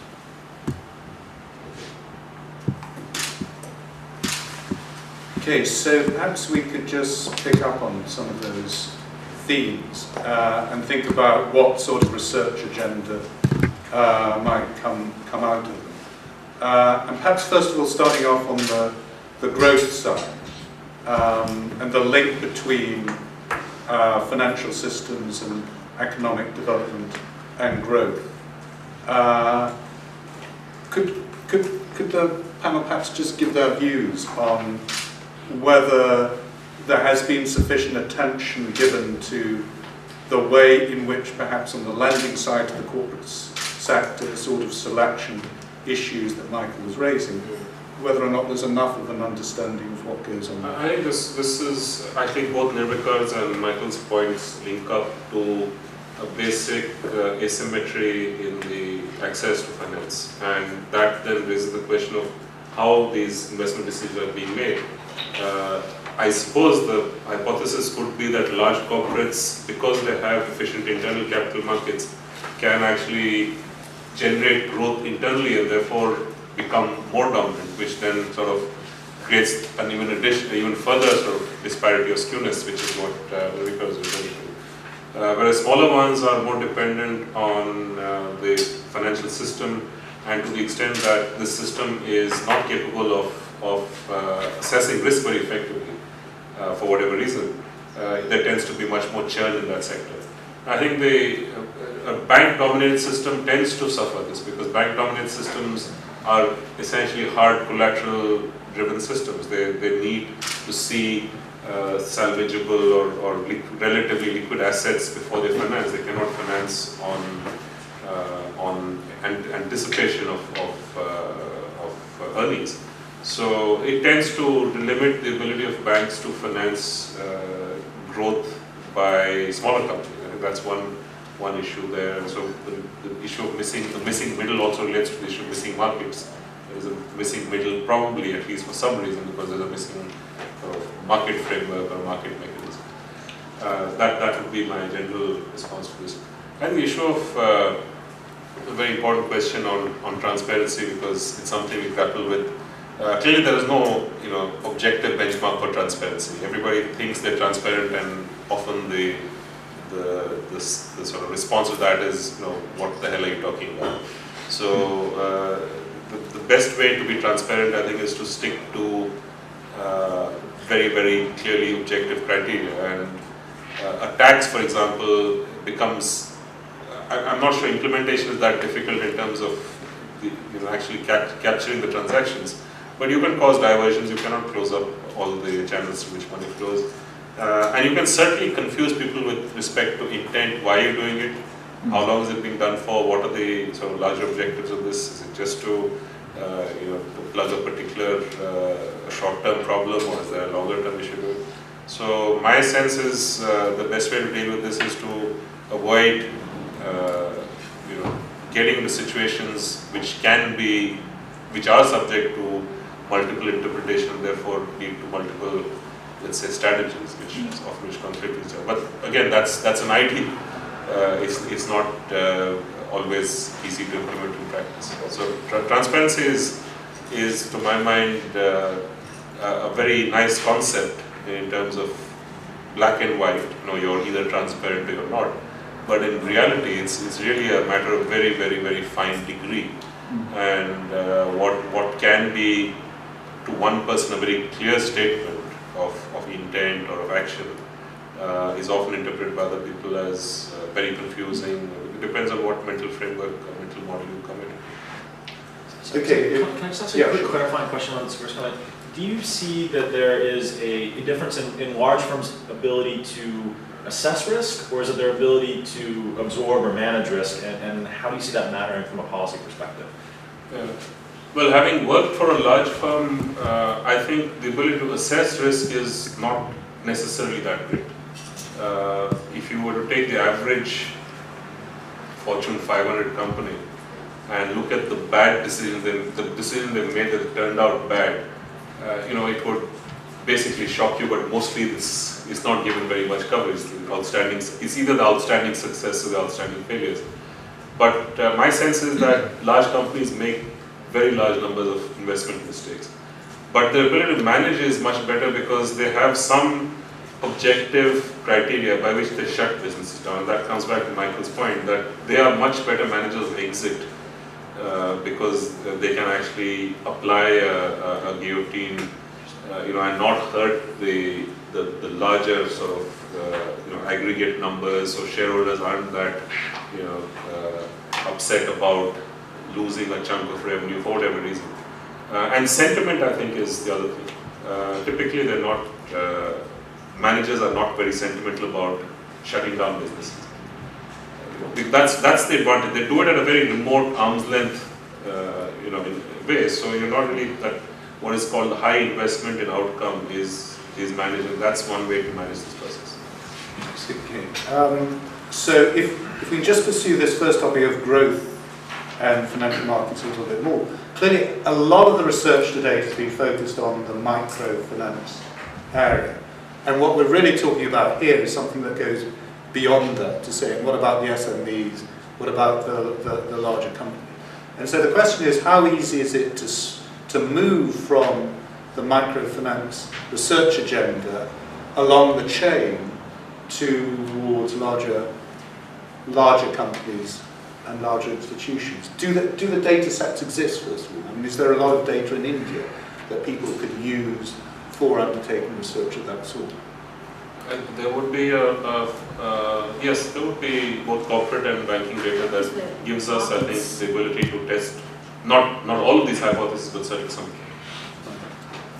I would have thought one thing that is systematically underexploited, in part because of confidentiality issues, are industrial census data or other census data that allow you to do firm dynamic studies where you get entry and exit processes and growth processes, and can then have something that relates the birth and death of firms to the decision making in financial markets. So,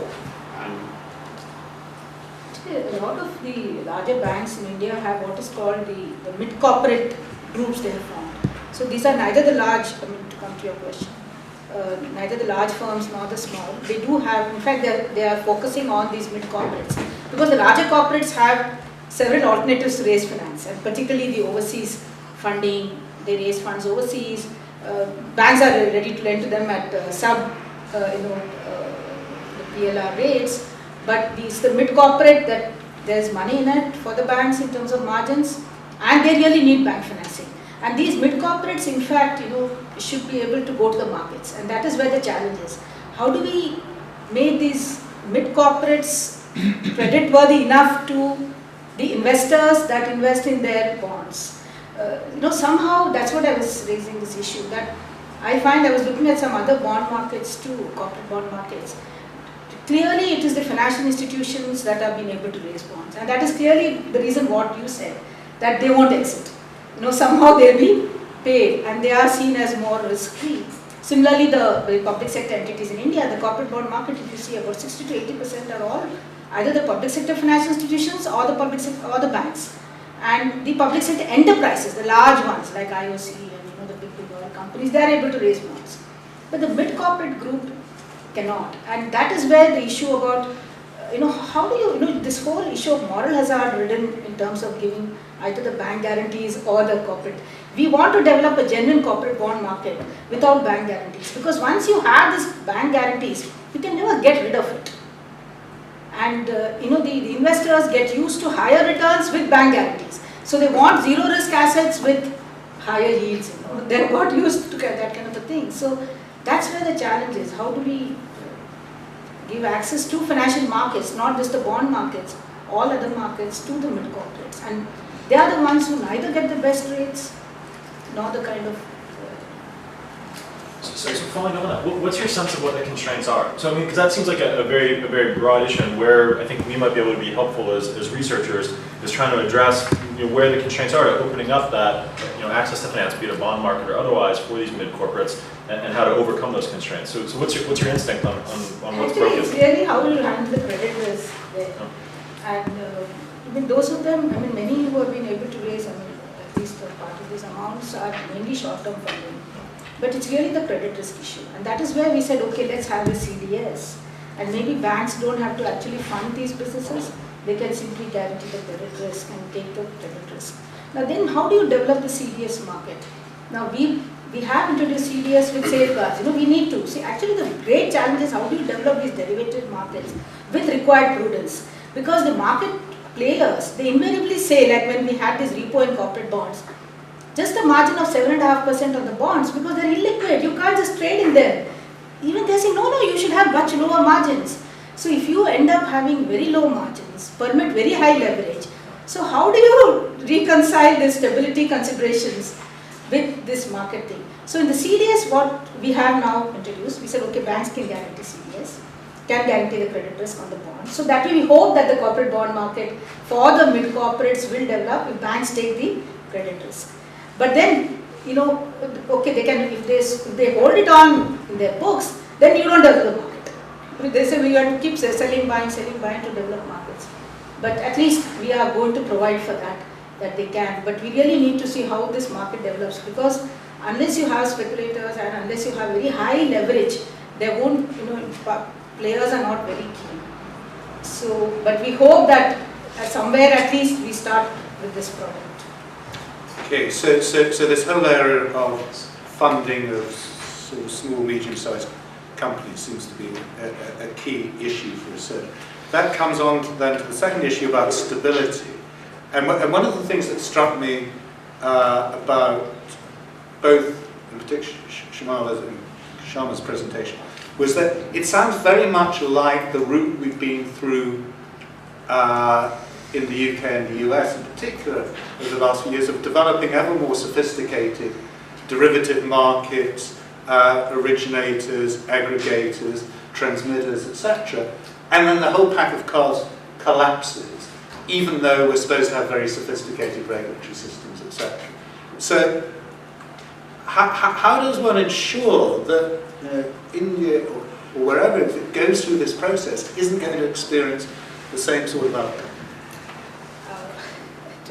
I think what I feel is that I think the notions that we have of markets, of success of markets in terms of huge volumes, huge liquidity, excessive efficiency in markets, I think we need to reconcile with some of these.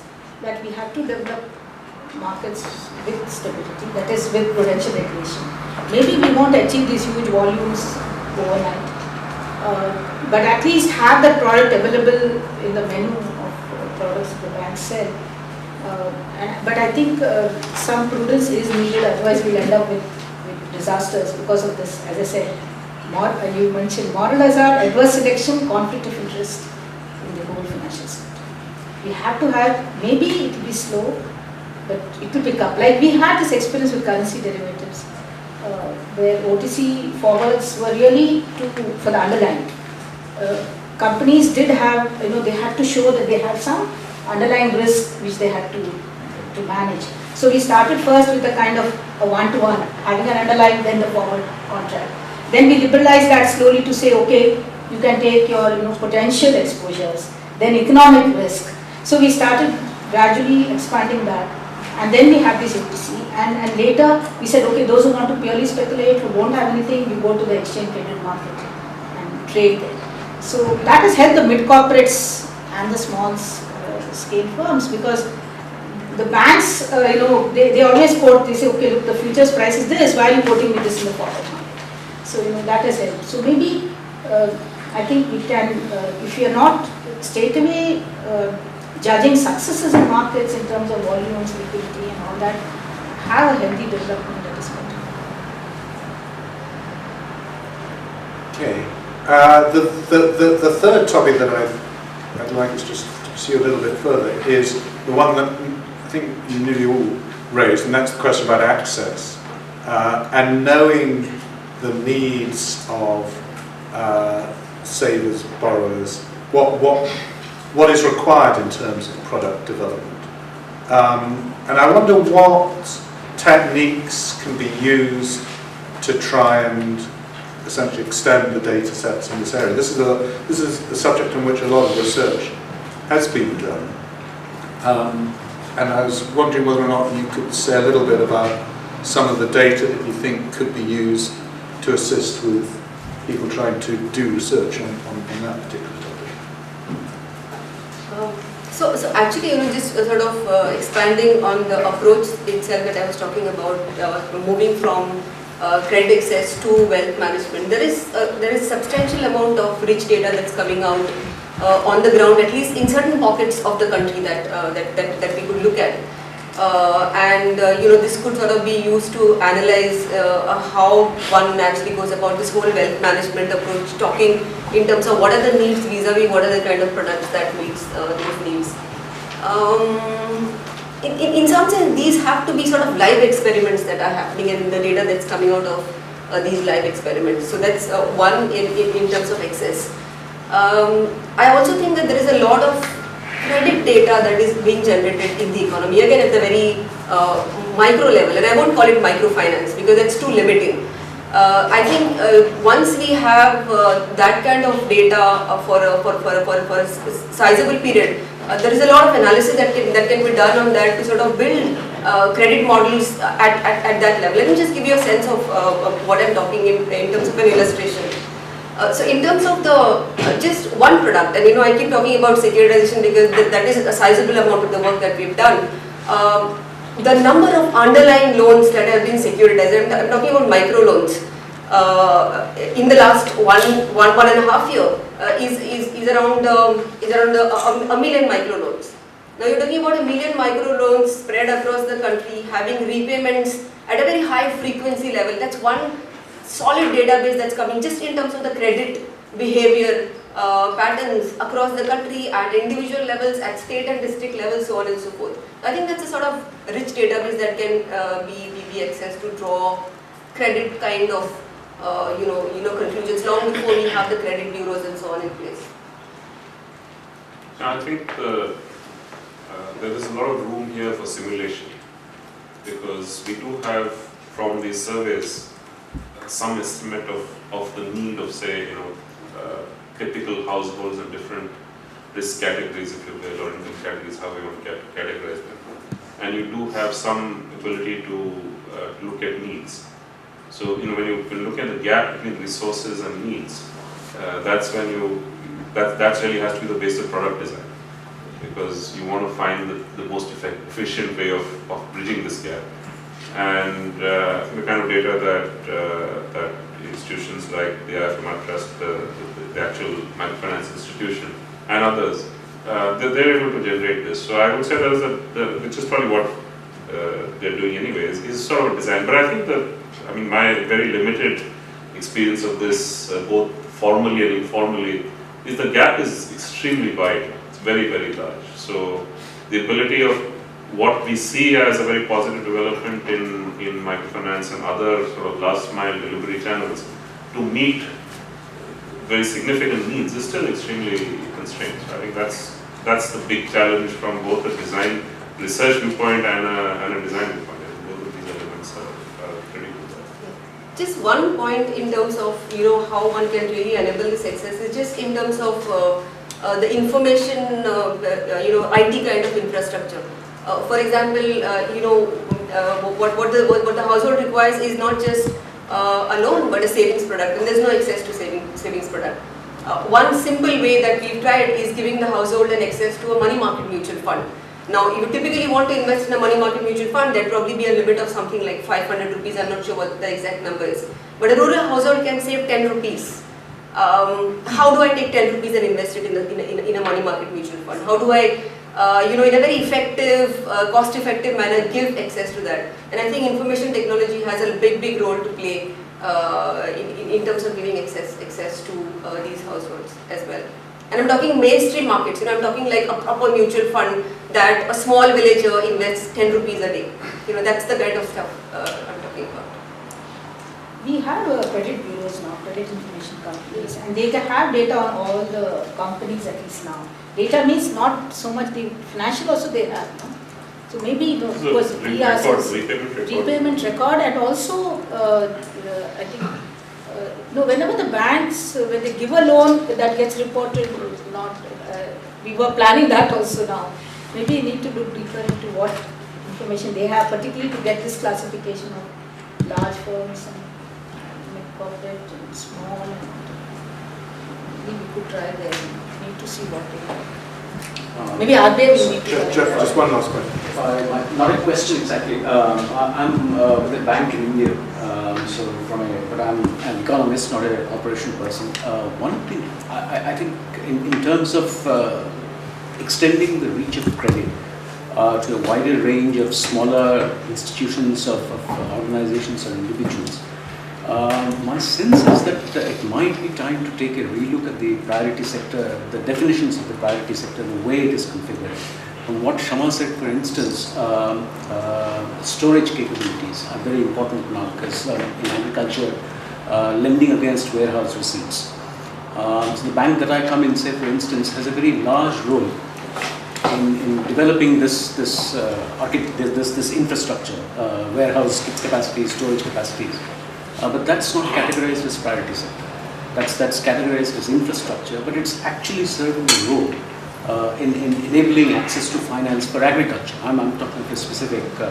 So things like that might be one way. I mean, this has to be approached with a multiple set of directions with objectives and so on.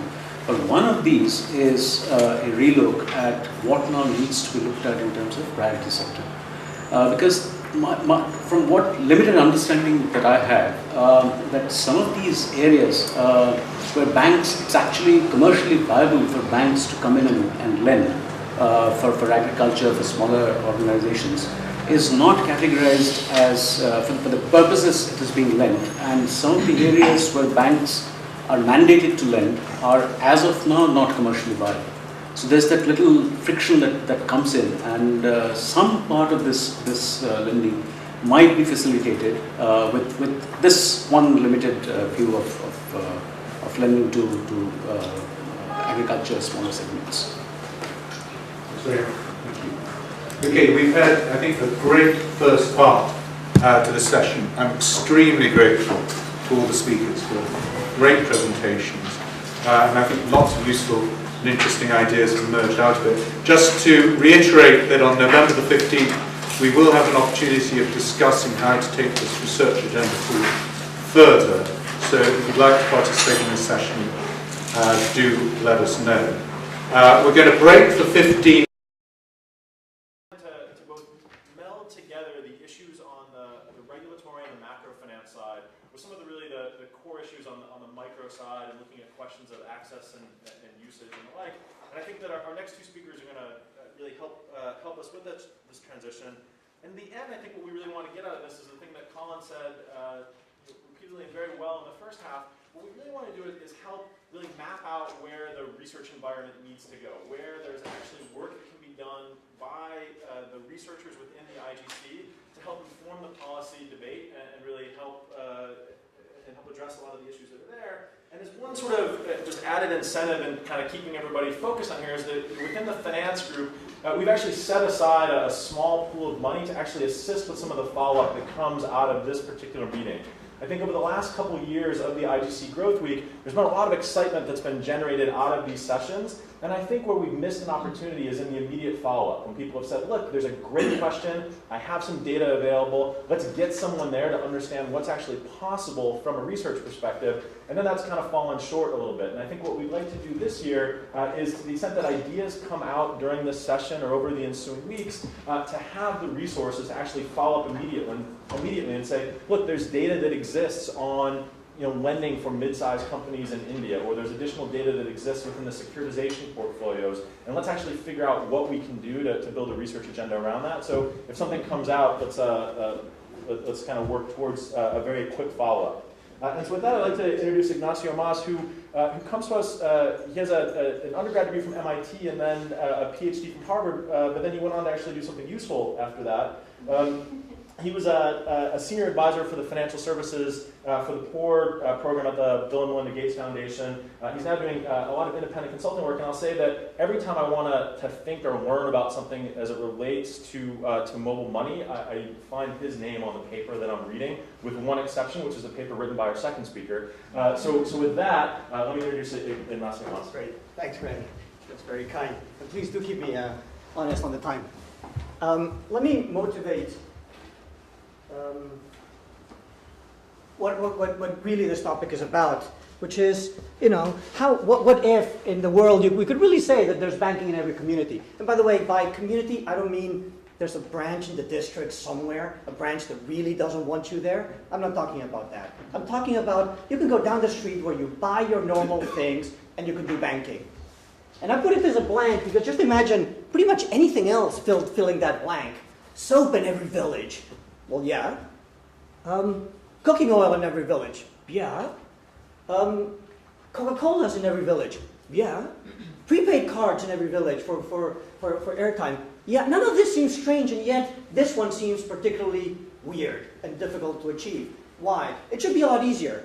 These other products that I mentioned, they have to give you a physical product that needed to get to that store in return for your cash. Banking is not like that. Banking is an information service. They take your cash, they give you nothing. You know what? It should be easy.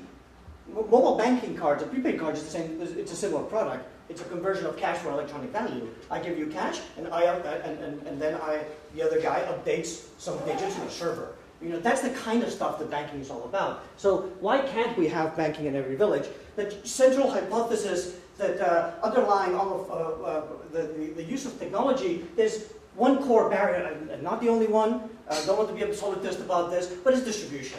I cannot walk down the street. And by the way, this is not just a problem in rural areas. Banking is not just a rural problem, it's in urban areas as well. Why can't I just walk down the street where I do my normal transactions and do that? If Coca-Cola is going down to villages and dipping into people's pockets 20 US cents at a time, why can't the bank accept the deposit 20 US cents at a time at a location of your convenience? Why can't we achieve that? So it's a distribution problem.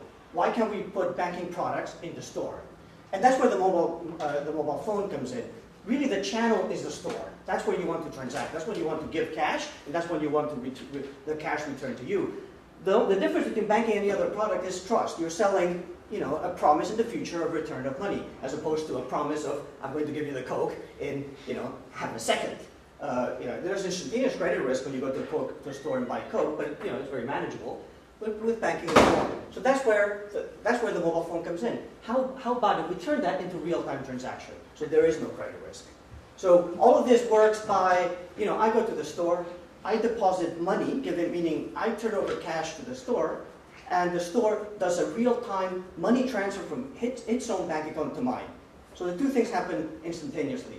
Just like what the stores do. The stores invest in a stock of rice, and when someone wants to buy rice, I give them cash, they give me rice. So with this kind of system, mobile banking is the same thing. I go to a store, I give them cash, they give me electronic value. That electronic value was theirs before we did the transaction, now it's mine.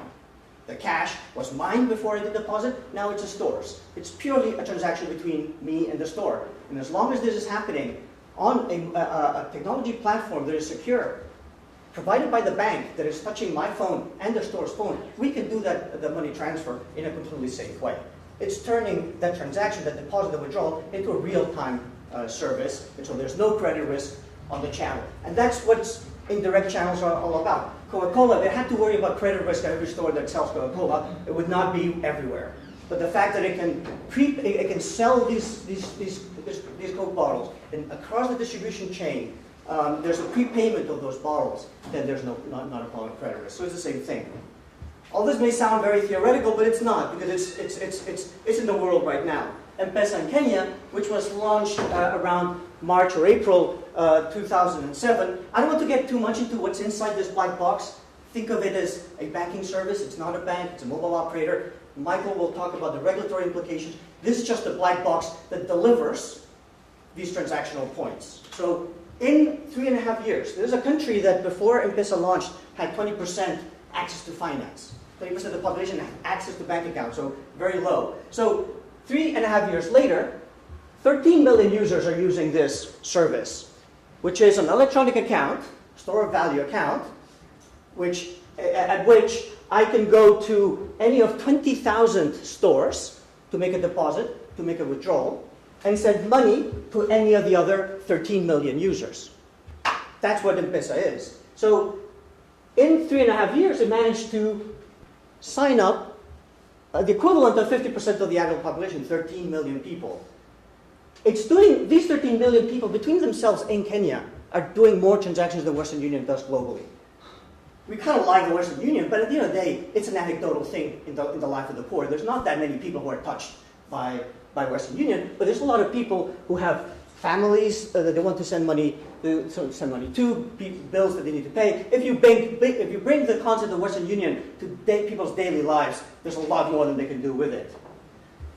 It's handling 60% of the electronic payments by volume, in terms of number of payments, of the entire banking system, but only 2% by value because it's catering to much smaller transactions. So it's not a systemic risk, even though it's a huge help in people's lives. And all of this is possible because they made them, not because they have very clever phone technology, but because you can go to 20,000 points to cash in and to cash out. That's 20 of the number of bank branches in the whole country, or 100 times the number of places where you can go to bank and deposit. Kenya is a large country, 40 million people. The largest bank has something like 150 branches. This is a service that you have to go to one of 150 points to deposit. I mean, how absurd is that? How absurd that we're constructing financial systems with direct distribution channels that have that level of penetration. So what is M-Pesa? It's fundamentally disruptive innovation of the pure Clayton Christensen sense, which is simplify, simplify, simplify. Really take the banking product down to its bare minimum, which is store of value and ability to transfer money from that. And in one dimension that really matters to people, which is convenience, beat the hell out of the competition to the tune of 2 orders of magnitude improvement in convenience. It's not particularly cheap, by the way, but it's convenience. So that is what mobile banking is. It's not about the mobile phones, or at least not in the initial phase. It's about enabling an indirect distribution channel so you can really be there in every store, in every village in the country. In 2.5 years, this is the research coming from Tavneet and her colleague Billy, who've been doing panel surveys, large-scale panel surveys. So after 2.5 years of first introducing this notion to people who were previously unbanked, the larger of them who were previously unbanked, saying, oh, money can be electronic. So after 2.5 years, 70% of households had at least one M-Pesa user. And that's not just at the top end of the pyramid, even though it started there. If you look at households that are unbanked, 50% now have access to M-Pesa, 60% in rural households. Only 3% of people have not heard of this M-Pesa thing. I mean, the penetration of that brand is tremendous because you're offering something that people want. And 91% of people say, it would really screw my life up if this was withdrawn. So what is M-Pesa really? It's basically I look at it as a platform. It's a platform that is simple, that is accessible both because I can cash in, cash out 20,000 points, and I can send money right from my mobile phone, and it's mass market, where they're not making distinctions. This is not a business whose main objective is to limit who becomes my customer, which is what banks do. Banks don't want certain people to be their customers. That's why you set monthly fees. That's why you set minimum account balances, registration fees. This is the opposite. And this has to be the new banking, hygiene factors of banking, where it's about simplicity, it's accessibility, and mass market. And what are the benefits that delivers? It's a combination for users of control, innovation, and convenience. And I kind of group it into 4 categories. On the one hand, it's people helping each other.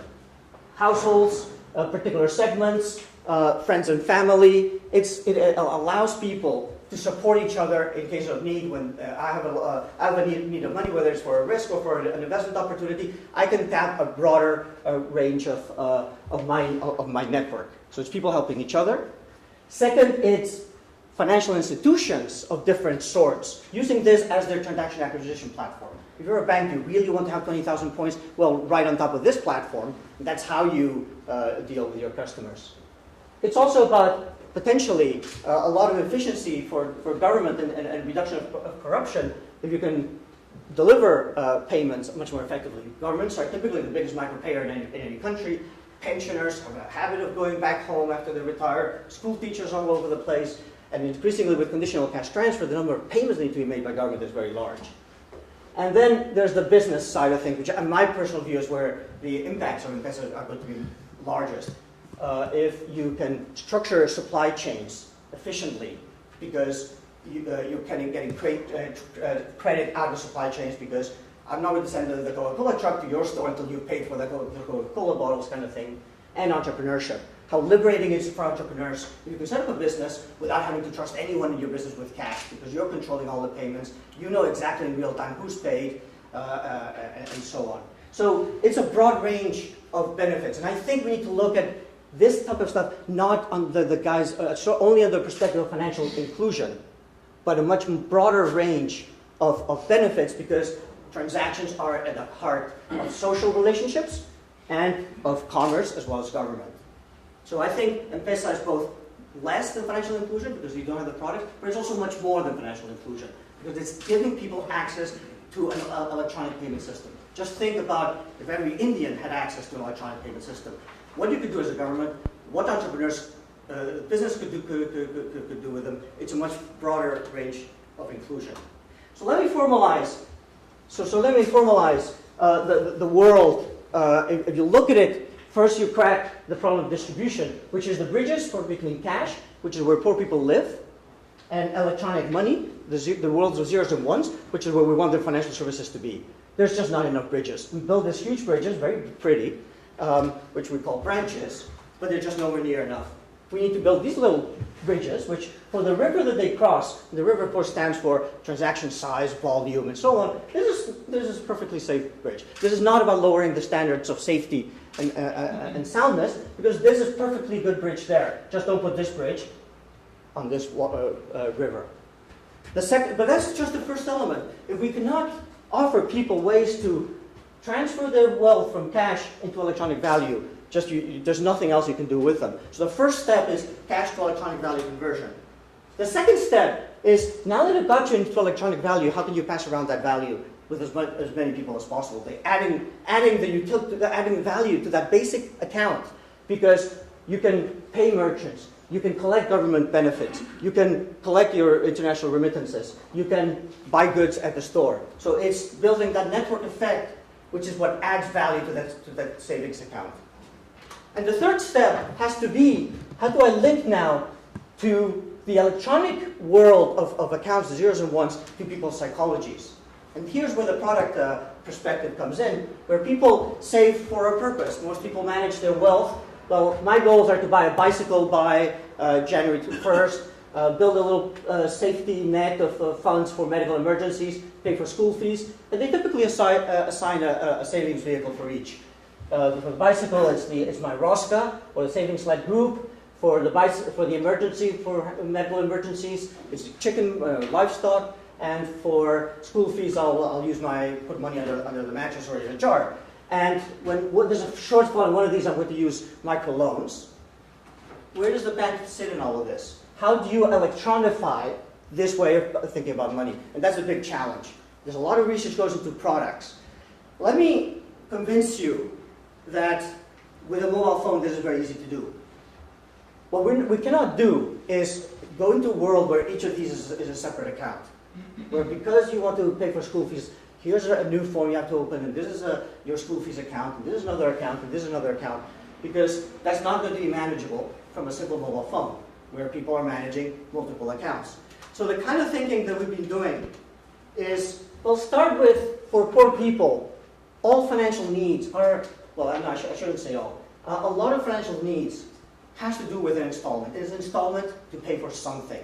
Whether there's something concrete like a bicycle or a contingency fund for an emergency. But everything is is goal-based, and everything is an installment. Installments can be of two kinds, post-pay or prepaid. And that's the difference between loan, credit, and savings. And if you look at then financial services, essentially in the role of banks, we facilitate installment plans. It's all about managing transactions in space and in time. M-Pesa is a real-time thing, so it only allows space. Send money to the village, back home, done, gone. They're not playing with this dimension, and this is where banking comes in. So let me give you one very concrete example. I need to send money back home because every month I help my parents with rent due. And that's what I do. It's a classic application of M-Pesa, send money home. I'm going to send money to help my parents. The problem is, I got lucky today. I got money today. I got paid. It was a good day at the market. But this is not due until 2 weeks from now. How do I use M-Pesa? How do I use a payment? Well, I have two options. One is, since I got the money today, I send it today. but that's not going to be very good because my parents are going to use it for something else. And senders want control. So they're going to buy they're going to buy shoes for the. So it's a good purpose, shoes for the children. But you know what's going to happen? 2 weeks from now, I'm going to get that call. I need money for the rent.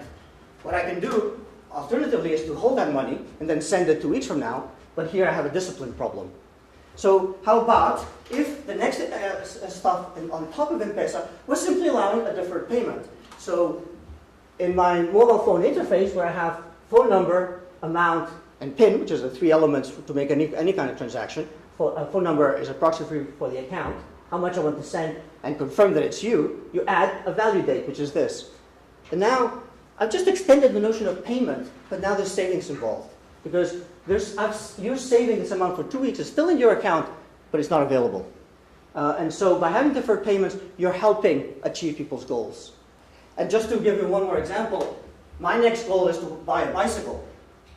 Here's the shop, and I want to buy it by March 31st. Well, if I got lucky, I have money today, I can send it to the shop. But I don't know which shop I want to buy it at. In fact, I don't even know what model. Why should I be sending advance payments to the shop?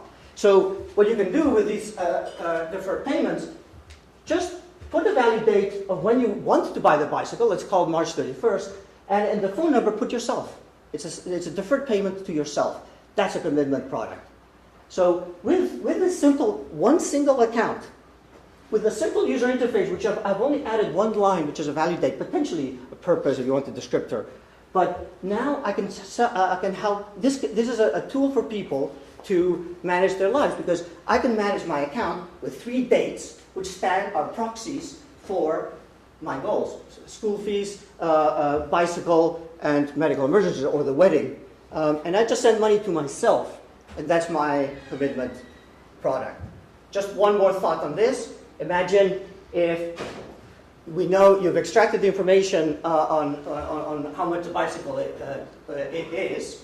You can use this information for credit scoring, because you can see the regularity with which people are achieving their goals. And before they hit the amount they need for the bicycle, they say, oh, if you deposit another 500 shillings in the next week, we'll advance you the rest of the money that you need. So through this, you're extracting a lot of information about what are the goals that people have, how are they fulfilling it, how disciplined are they in achieving that, and you're mixing savings and credit, because what matters is the bicycle that people want to buy. It's merging the credit and savings features of installments. So that's what I wanted to go through, just to show that yes, M-Pesa is just payments, but the step from payments to financial services is a very small one. And generally, when we focus about financial inclusion, we always talk about products, not about payments. Thank you. Sorry, I didn't stop just when you flashed there.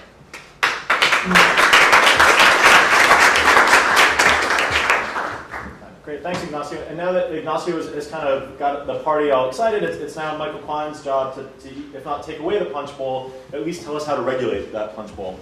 So Michael Klein is currently a professor of development policy at the Frankfurt School of Finance and Management. He was formerly the vice president of financial and private sector development at the World Bank and also the chief economist at the IFC. And to be fair, the other paper, aside from Tavneet's and Ignacio's, that I really enjoy reading lately about mobile banking is the paper that he and Colin co-authored on the regulatory environment for mobile banking. And so without any further ado, Michael Klein. I'll start off with some repetition here. Till 2000, just a bit about beyond Kenya and beyond the ideas of what is there now and what could happen in the future. There have been, until about 2006, if you look at the mobile money deployment tracker of the GSM Association, you see that about half a dozen trials. So half a dozen was 6, no?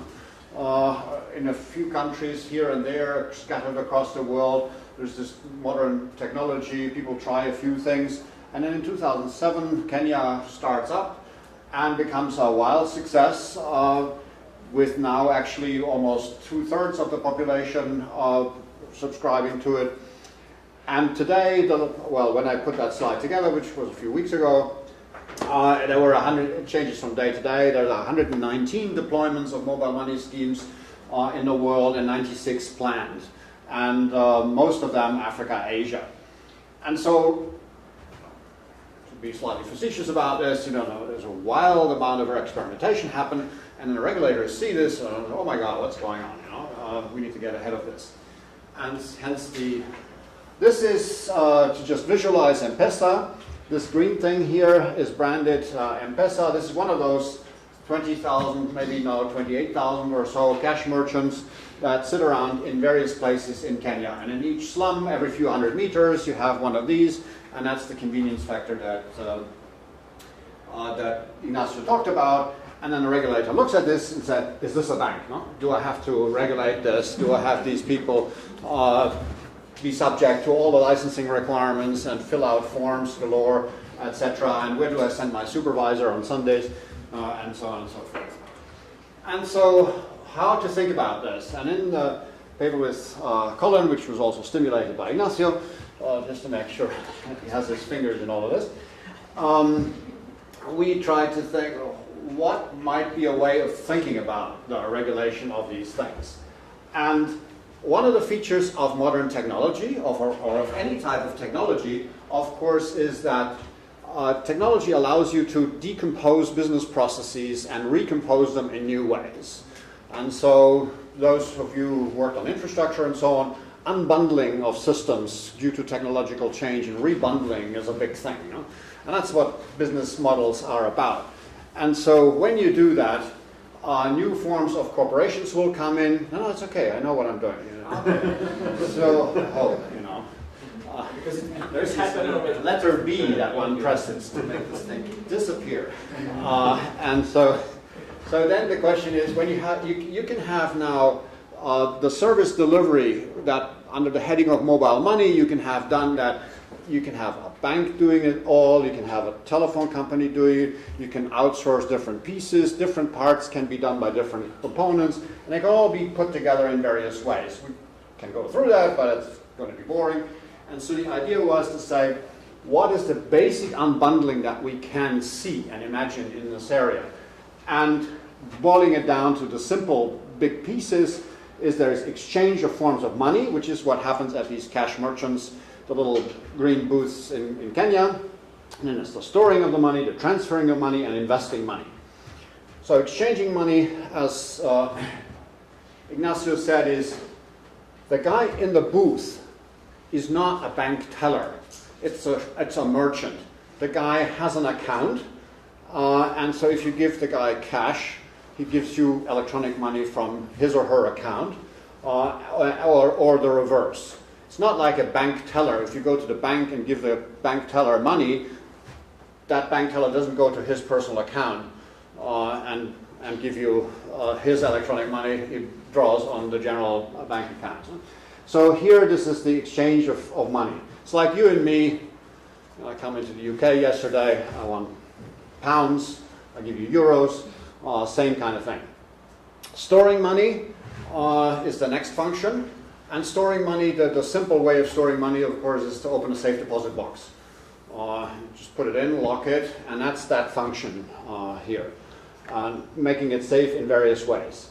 Now, by storing it electronically rather than physically in the safe deposit box, you also can then access it electronically and transfer money and send it somewhere else. And again, transferring money, one is the instructions of sending it from here to there. The other thing is sending it, the actual, and in the US, mail is still used for checks a lot, so it's the post office service to some degree. And then finally, it's investing money. So if that all is sitting there, is it also being invested somewhere? And these are the basic functions, and then there's a question, what kind of regulatory issues do they give rise to? And without arguing too much here, the exchange function, there's a little bit of risk of fraud, like in the store. If I pay and they don't give me the bottle of Coke, that's bad. So that kind of risk is there.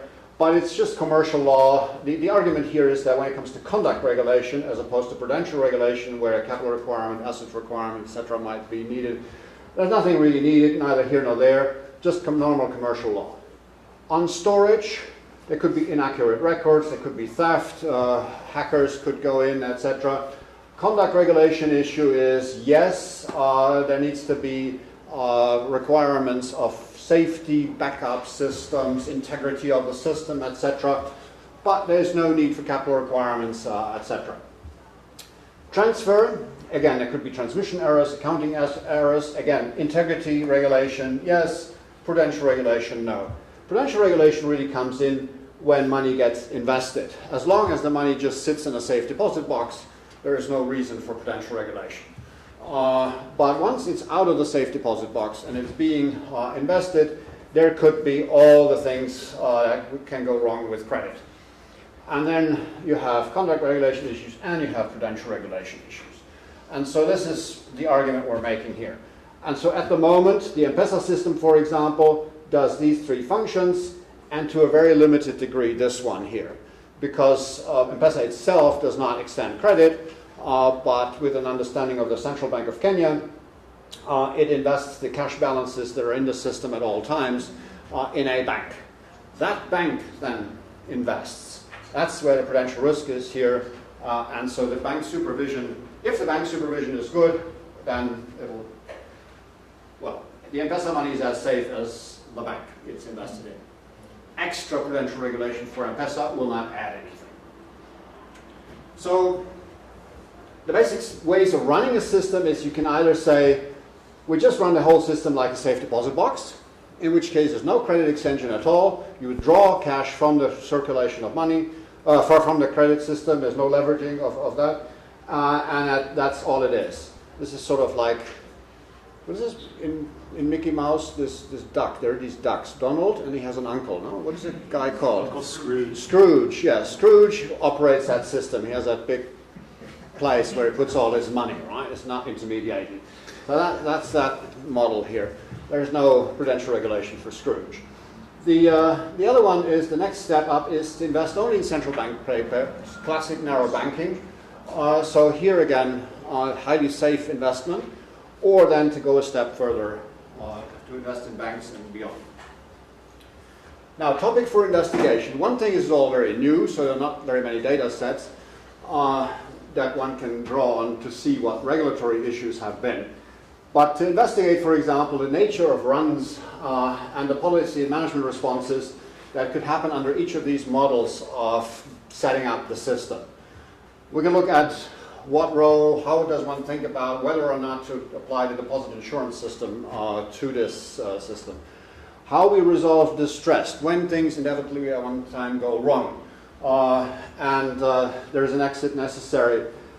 Like resolving any kind of bank, there needs to be a system to say to the people who have put their money in an M-Pesa account, don't worry guys, you're safe. We have a way of transferring your SIM card basically to a new operator, and they will keep running the system.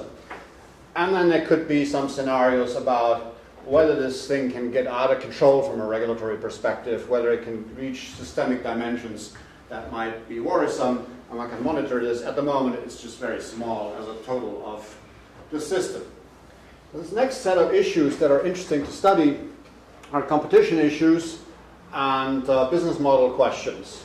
So telecommunications have an interconnection issue. This is standard stuff. Then there's the cash-in, cash-out system. How do you get to critical mass? Can you work with free entry? Are there exclusivity requirements required or not? These are, we put views in the paper with Colin, we put views forward on these, but there could be further investigation on that. Then there is the issue if you have various people providing account services like M-Pesa does, how do you connect them? So there's a two-way access problem between account providers. So like in all interconnection issues, the most complicated one, multiple access. Do you make it voluntary, mandated? How do you think about this? This is, for those who work in network issues, this is not easily tractable, but working out what options policymakers have. What happens if they let it go voluntarily? What could happen? What kind of mandating can there be? Just mandating interconnections, mandating technological solutions, mandating pricing principles, etc. So thinking about that, and then fitting that into the kind of technology that might be out there to make this possible. So thinking this stuff through, there's a whole lot of stuff where a priori work can be done, and then maybe one could also look at how different systems at the moment solve this to get a little bit of empirics in this. Finally, then comes the, as has been mentioned in the previous session, know your customer stuff is important, so how to deal with that, and what the options are. And then there's a bit more evidence there. One could look at how that works in different countries and whether particular ways of approaching KYC requirements is a good thing. The basic strategic posture we're putting forward in the paper is obviously the FATF people, the Financial Action Task Force people, in the first round were saying, you know, nobody gets into the financial system who we don't know. And unless it's crystal clear who this person is, out. You know? And then we start thinking, if you keep lots of people out, you're actually not controlling anything. The much better to find ways of getting people in. And so have graduated KYC requirements depending on whether identity cards are available or other types of identification, and just slowly, you know, build up the system and rely on suspicious transaction reporting to figure out what's happening. Because once you're in, you can look at the way transactions happen. Suspicious transaction reporting has worked in this area a little bit in the Philippines. 3 cases of fraud have been discovered through this. This is the evidence as best as I know it at the moment. Terrorists have never been caught with this, but that's a broader issue of money laundering. So thinking about how one phases in this and how far you can get with just suspicious transaction reporting will be possible, and if you get access to tons of data exists on this stuff. So if you get into the innards of banks, and then maybe you can do a little bit more. Finally, monetary policy. There aren't too many monetary policy schemes because the system doesn't create money. It's just an exchange of cash for electronics. But how to monitor this, to see whether size matters for monetary policy, velocity effects maybe, whether can study this a bit more, but it's relatively standard stuff. And finally, it's consumer protection, how you run operational integrity, and then we come to microcredit. This goes beyond M-Pesa, and I just threw this in because we're talking about research here, and this is one thing that has nothing to do with what I said before. There's an interesting case in the financial crisis about microcredit and a bubble of microcredit. Typically when we talk about bubbles, or the financial crisis is full of bubbles, everybody thinks there are too many bubbles, and these aggressive, commercial, profit-hungry people who create bubbles. And then they burst, and then they create problems. And so you now have a microcredit bubble in some cases, and the most interesting one to my mind is in the Balkans, Bosnia above all countries. And it's clear that the non-performing loans in the microcredit area in the Balkans was much worse than in the banking systems. It was more of a bubble in microfinance than in the banking systems. That in and of itself is interesting because sometimes people say the other way around, not there. And then you ask, why is it that people got too much debt and then there was this bubble? And here it seems to have been driven in the Balkans by socially minded investors, the impact investors, the nice guys, etc. They have stuffed people with debt and couldn't care less at some level because financial access above all, so it creates excessive access. Studying that, working that out, and finding to see whether herd behavior, how herd behavior does or does not hang together with the profit motive might be one thing. And there's a bunch of databases that one could, in principle, work with on this. So I think that was it. One quick question. How big is the investment function of the 4 or 5 things that you listed earlier? The investment function, so of the 4 functions that I listed, it's anybody's, first is a system design issue. Do you allow investment? In the Kenya case, as Ignacio pointed out, what is it? The total net savings available on M-Pesa at any point in time is what percent of the system? It's about 0.2% of banking deposits, but that's the customer deposit, not including the stores. Yeah. So 0.2% of the system. So it's a little bit, not much. So this is not a driver of growth. This is not going to liberate massive amounts of savings that can then raise the saving rate of the country somehow. But it may be important for the depositors. Oh yeah, it is. But not for investment purposes so much. But for the kind of purposes that were mentioned before. Okay. Great, thanks. Invite Ignacio and Michael to come up. And actually, following Colin's plan from before, I'd actually love to ask the speakers from our first half to actually to comment on this side, probably with less advanced warning than Colin gave the others, but to give you guys a first crack at comments on the presentation. Actually, I mean, this is very interesting, particularly the PISA model, and there's been a lot of efforts to bring this to India also. But our problem has been that, as you noticed, it's just 0.2%. It's only a transaction-based service. It doesn't really lead to inclusion. I mean, it doesn't lead to improving the lives of the people, other than, of course, facilitating remittances, facilitating savings, and even then, like you said, it's 0.2%. I'm not saying it's not important. What I'm trying to say is, what is more important for us, or we need a more integrated model, where you have not just the transaction services being facilitated, but also, lending, insurance, and all that Shama mentioned in the first session. All that is required in financial inclusion when we talk about micro. And I think that's where the problem. Second is that actually this is a lot of pressure is coming just from the mobile companies who, who really it's not a bank. Like I mentioned that it's just use of the mobile for transferring funds. And so then as it grows, of course right now it's not systemic risk. We do have issues of customer protection, the merchants not really crediting the cash to the account of that person, whether it remains or not, and all the deferred services you mentioned. Who's keeping track? I mean, what if merchants fail to perform their obligations? And it hurts the poor even more, because he can't afford to lose even that little money that he loses. Just in initial accounts. Thanks. Let's let all three of the first speakers talk, and then we'll kind of do a joint response. I think the key dilemma which actually comes out from the sort of, what should I say, the overlap or the union of both papers, or the intersection of both papers, is who's the bank in this? Because I think one very important value proposition that you indicated in the M-Pesa model was the float. That I can put in money when I have the money, and I can ensure, or I can ask for it to be delivered when the need arises. So that effectively makes that organization a bank, because it is holding money on your behalf and presumably will rationally look to use it as a bank, lend it or invest it or whatever. Then who regulates that is the issue. So I think part of the dilemma that Sharma referred to as from a regulatory perspective is you have a technology that whose value proposition, apart from the other things, does make it or does give it the characteristics of a bank, in which case then you have to regulate it in some fashion.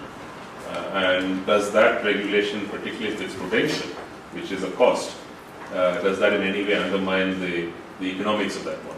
Because as from what I see, this is a model that is not actually being charged for prudence. That was my understanding from my knowledge of this. And if it's not being charged for prudence, are its costs in some way being sort of understated?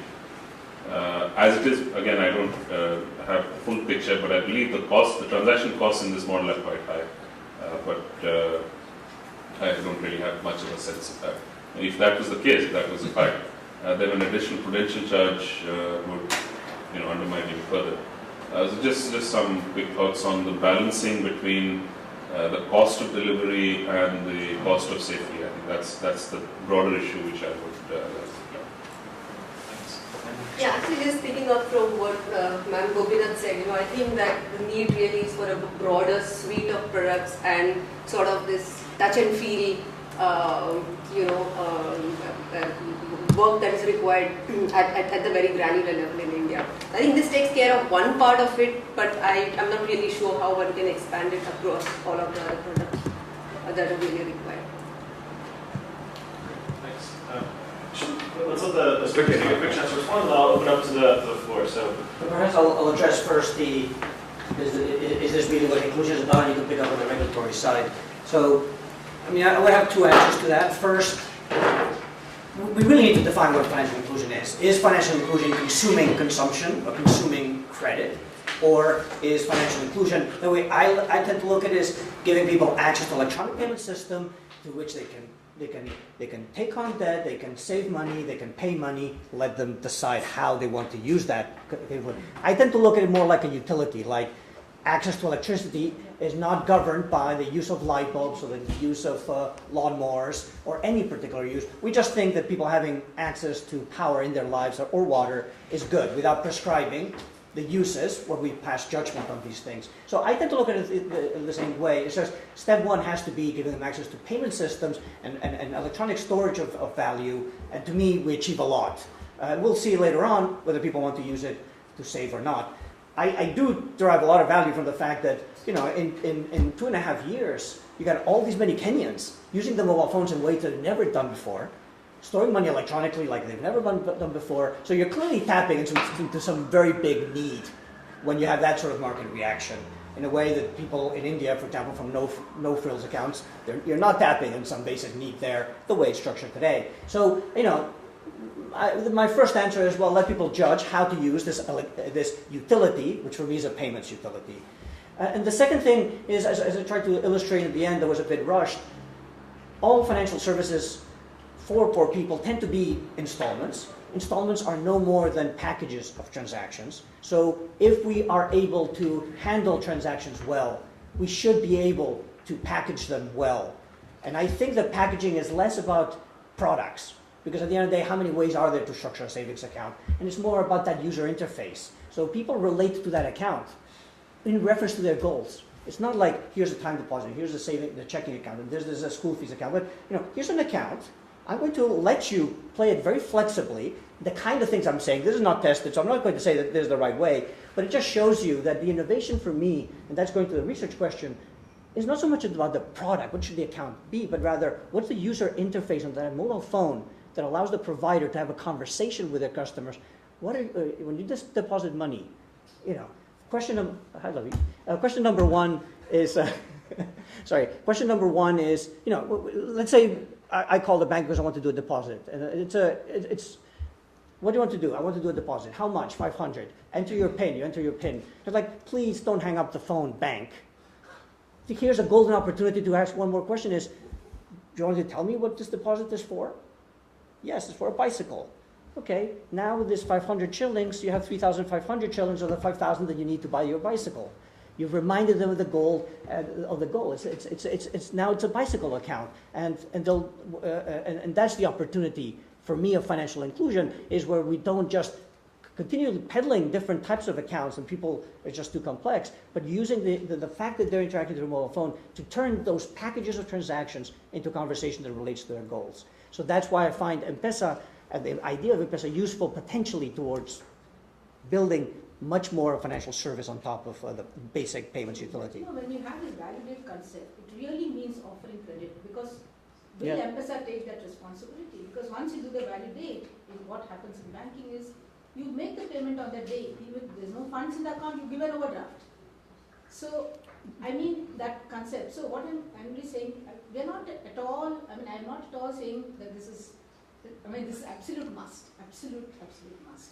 But now we need to go forward on that, because this is something I would call it a low-hanging fruit of financial inclusion, because the mobile companies are quite eager to do this, and because they enjoy the float, and you know, in a country like India, they would get so much of a float, and then we have to control that flow. So we need to say, keep it, the safe deposit vault, that you keep these funds in a bank. And in fact, we have done that for prepaid cards issued by non-banking, non-financial institutions, that they have to deposit some core amount into a fixed deposit receipt with the bank, which can be drawn any time to make payments to people. Because otherwise, how do you ensure trust? Safety. Right. So that's what. Yeah, this is. I'll start with the last question. Where's the bank in all of this? And shouldn't this be regulated a bank? Sort of looks like a bank, takes deposits. To my mind, the argument is, as long as it is run in the way that M-Pesa is run today, there's no extra banking type risk. We sometimes say, or the usual words used to describe banks are the deposit-taking institutions. Actually, the prudential regulation comes in when it's deposit investing. As long as the deposit is just taken and put into the safe deposit box, there is no prudential risk. And if the deposit is taken, like in the M-Pesa case, and put in a bank, and that bank is supervised, and that bank supervision does all the prudential thing, and the prudential requirements for that bank are what is required.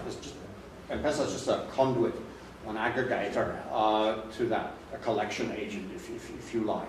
Only when M-Pesa itself, or whatever scheme itself, were to invest, then you have the typical prudential things, and then you would have extra capital requirements. And on consumer protection, what happens if the merchants fail? So this is, I think, the basic payment risk is when you're changing your money against electronic money in the store, you can see in your phone that whether it's credited or not. There's a little time span between maybe handing over the cash and seeing it credited, or you can do it the other way around. Somebody here, there is a Swiss comedian, not many Swiss comedians out there, called Emil, and he has this sketch with a post office. There's a post office counter, and there's a guy, the post office guy behind the counter. The customer comes and wants to buy a stamp. And then the post office guy takes a stamp out, and then Emil puts his money out. And so then the post office guy is here, and it has the hand on the stamp, and Emil has the hand on the money, and then there comes this moment of exchange, like this. So there's this, in each transaction there's that prisoner dilemma moment, which needs to be overcome. And M-Pesa has made it possible to have instantaneous confirmation. And so the issue then is integrity, supervision of the integrity of the electronic system. So a regulation of, a conduct regulation, not a prudential regulation of the M-Pesa system, so that they have encryption standards, operational risk management standards, backup requirements, etc. That is the thing that is required. And the cash, but the merchant, I mean, he uses this cash. Yeah, but that's his own cash. So that's M-Pesa's obligation there. No. It's like you and me. If we meet in the street, you have some pounds, I only have euros, we exchange. It's that, there's no other risk. There's no M-Pesa obligation, nobody is, it's just our personal risk. So we have 2 minutes. We have time for, I think we'll get 3 questions. We may not get 3 answers, but if you stick around longer, we can. So Sam, Colin, Tabneet, and then everybody else can line up in the queue after that. Yeah, I'm just looking for a little bit of clarification. What is the legal status of M-Pesa? Is it a corporate entity? Is it a network?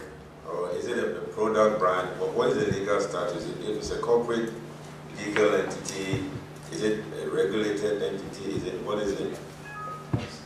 Colin. Well, why don't you have the other one? Okay, Tabneet.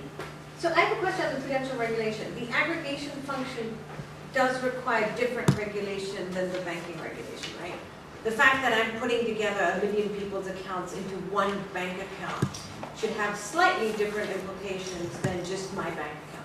So what I'm thinking of something like FDIC, if there is insurance over that account, because you're aggregating individual accounts, each of those people doesn't quite have the same rights as if they had individual bank accounts.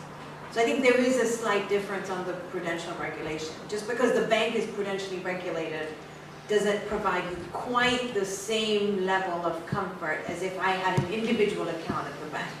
So the aggregation function does something. I know it's small value right now, so it's not going to matter very much. But there's a slight difference on the prudential side in that I'm aggregating all these accounts into one. They do have a folder system, and I know how that works, but I just don't know exactly how the FDIC works, and I don't think it's per folder. I think it's per the total amount. And so you are giving people less surety in their deposits. Now it is Kenya, which means that even if there is FDIC, it's going to take you 10 years to get that money back. So it might not end up mattering at all. But I do feel there's a little bit of a difference in the fact that it aggregates. Thanks. So I'll take one more question, because everybody was going to want to stay over for 5 minutes to hear answers. Yeah. Well, I'm thinking banking regulation, we should differentiate between prudential regulations and non-prudential regulations. If you put your money in the safe deposit box, there must be regulation against risk exposure. it will be different from prudential regulations when you are actually intermediating. So we really should, I think we have been a little bit simplistic in saying that no, the mobile banking does not generally have to come under that because it becomes part of the payment system. And I know that if the stock of trade is cash and money, then the transaction should come under some form of regulation. So Colin and all of the speakers have the final word and we'll wrap up. Okay, could I just say that this is a great debate because it brings out incredibly clearly the different approaches that different countries are taking to it. So the reason why it's really blossomed in Kenya is that Kenya has taken a view of saying this is not going to be regulated as a bank. Okay? And the reason why it hasn't blossomed really in India so far is that the regulatory approach has been to say this is essentially a bank, so it has to go through the banking system. That's very restrictive. So the regulatory response is absolutely critical in determining whether or not it flourishes or doesn't.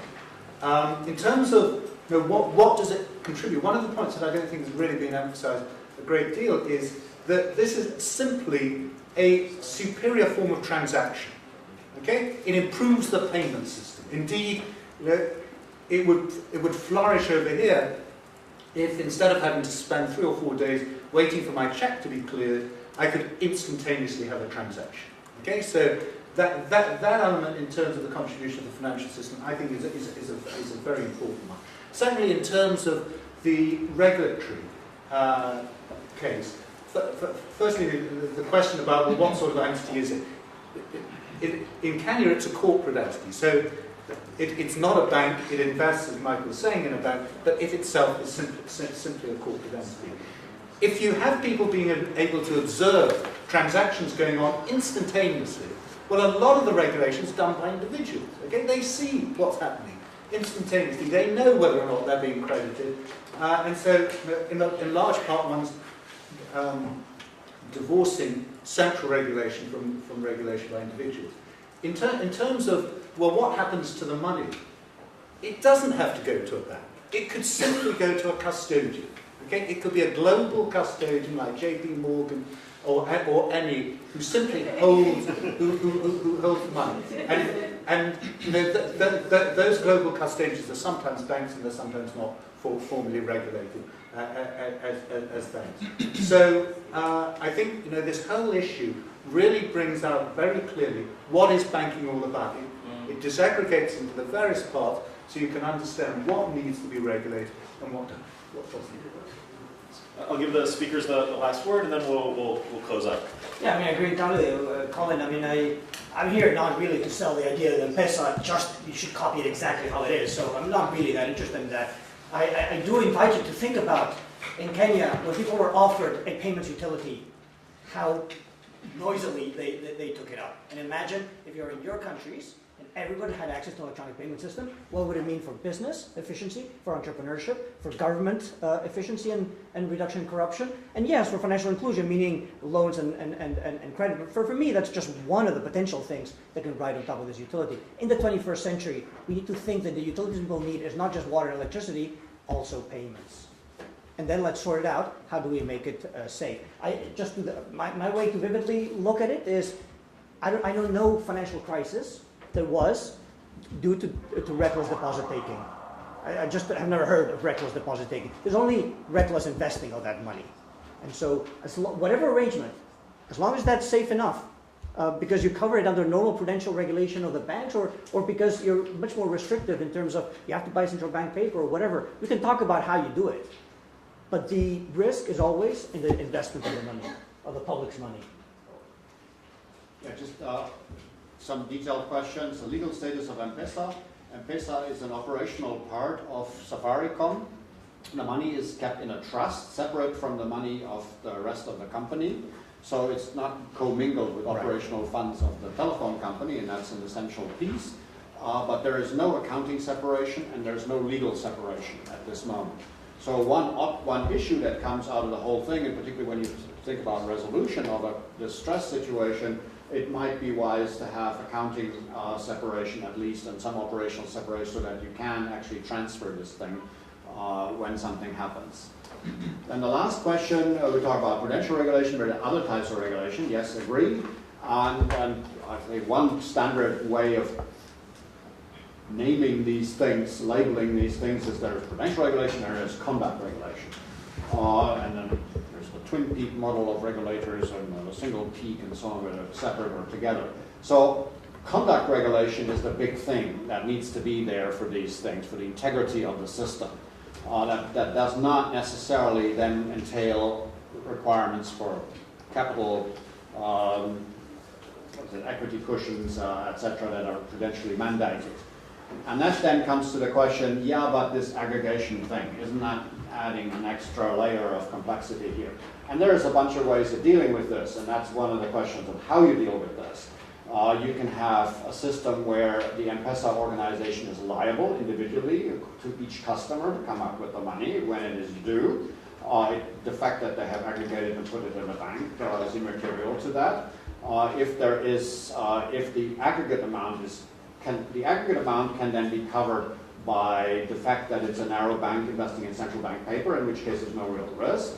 Then it can all be done like that. Or it could be the aggregate amount the regulators could decide, because it's an aggregation of tiny deposits, it's also covered by deposit insurance, and then it's as safe as the deposit insurance system. Or it might not be covered by deposit insurance. If it's covered by deposit insurance or not covered by deposit insurance, there's a risk that the organization called quote-unquote M-Pesa has an eventual liability to its individual customers. It de facto takes on the function of a deposit insurer and has exactly the same liability. And then there's the question how you regulate that. And the easiest way to get all around that is to say, narrow bank, just invest in central bank paper. And then the central bank can extend credit and make sure that there's no loss to that credit economy.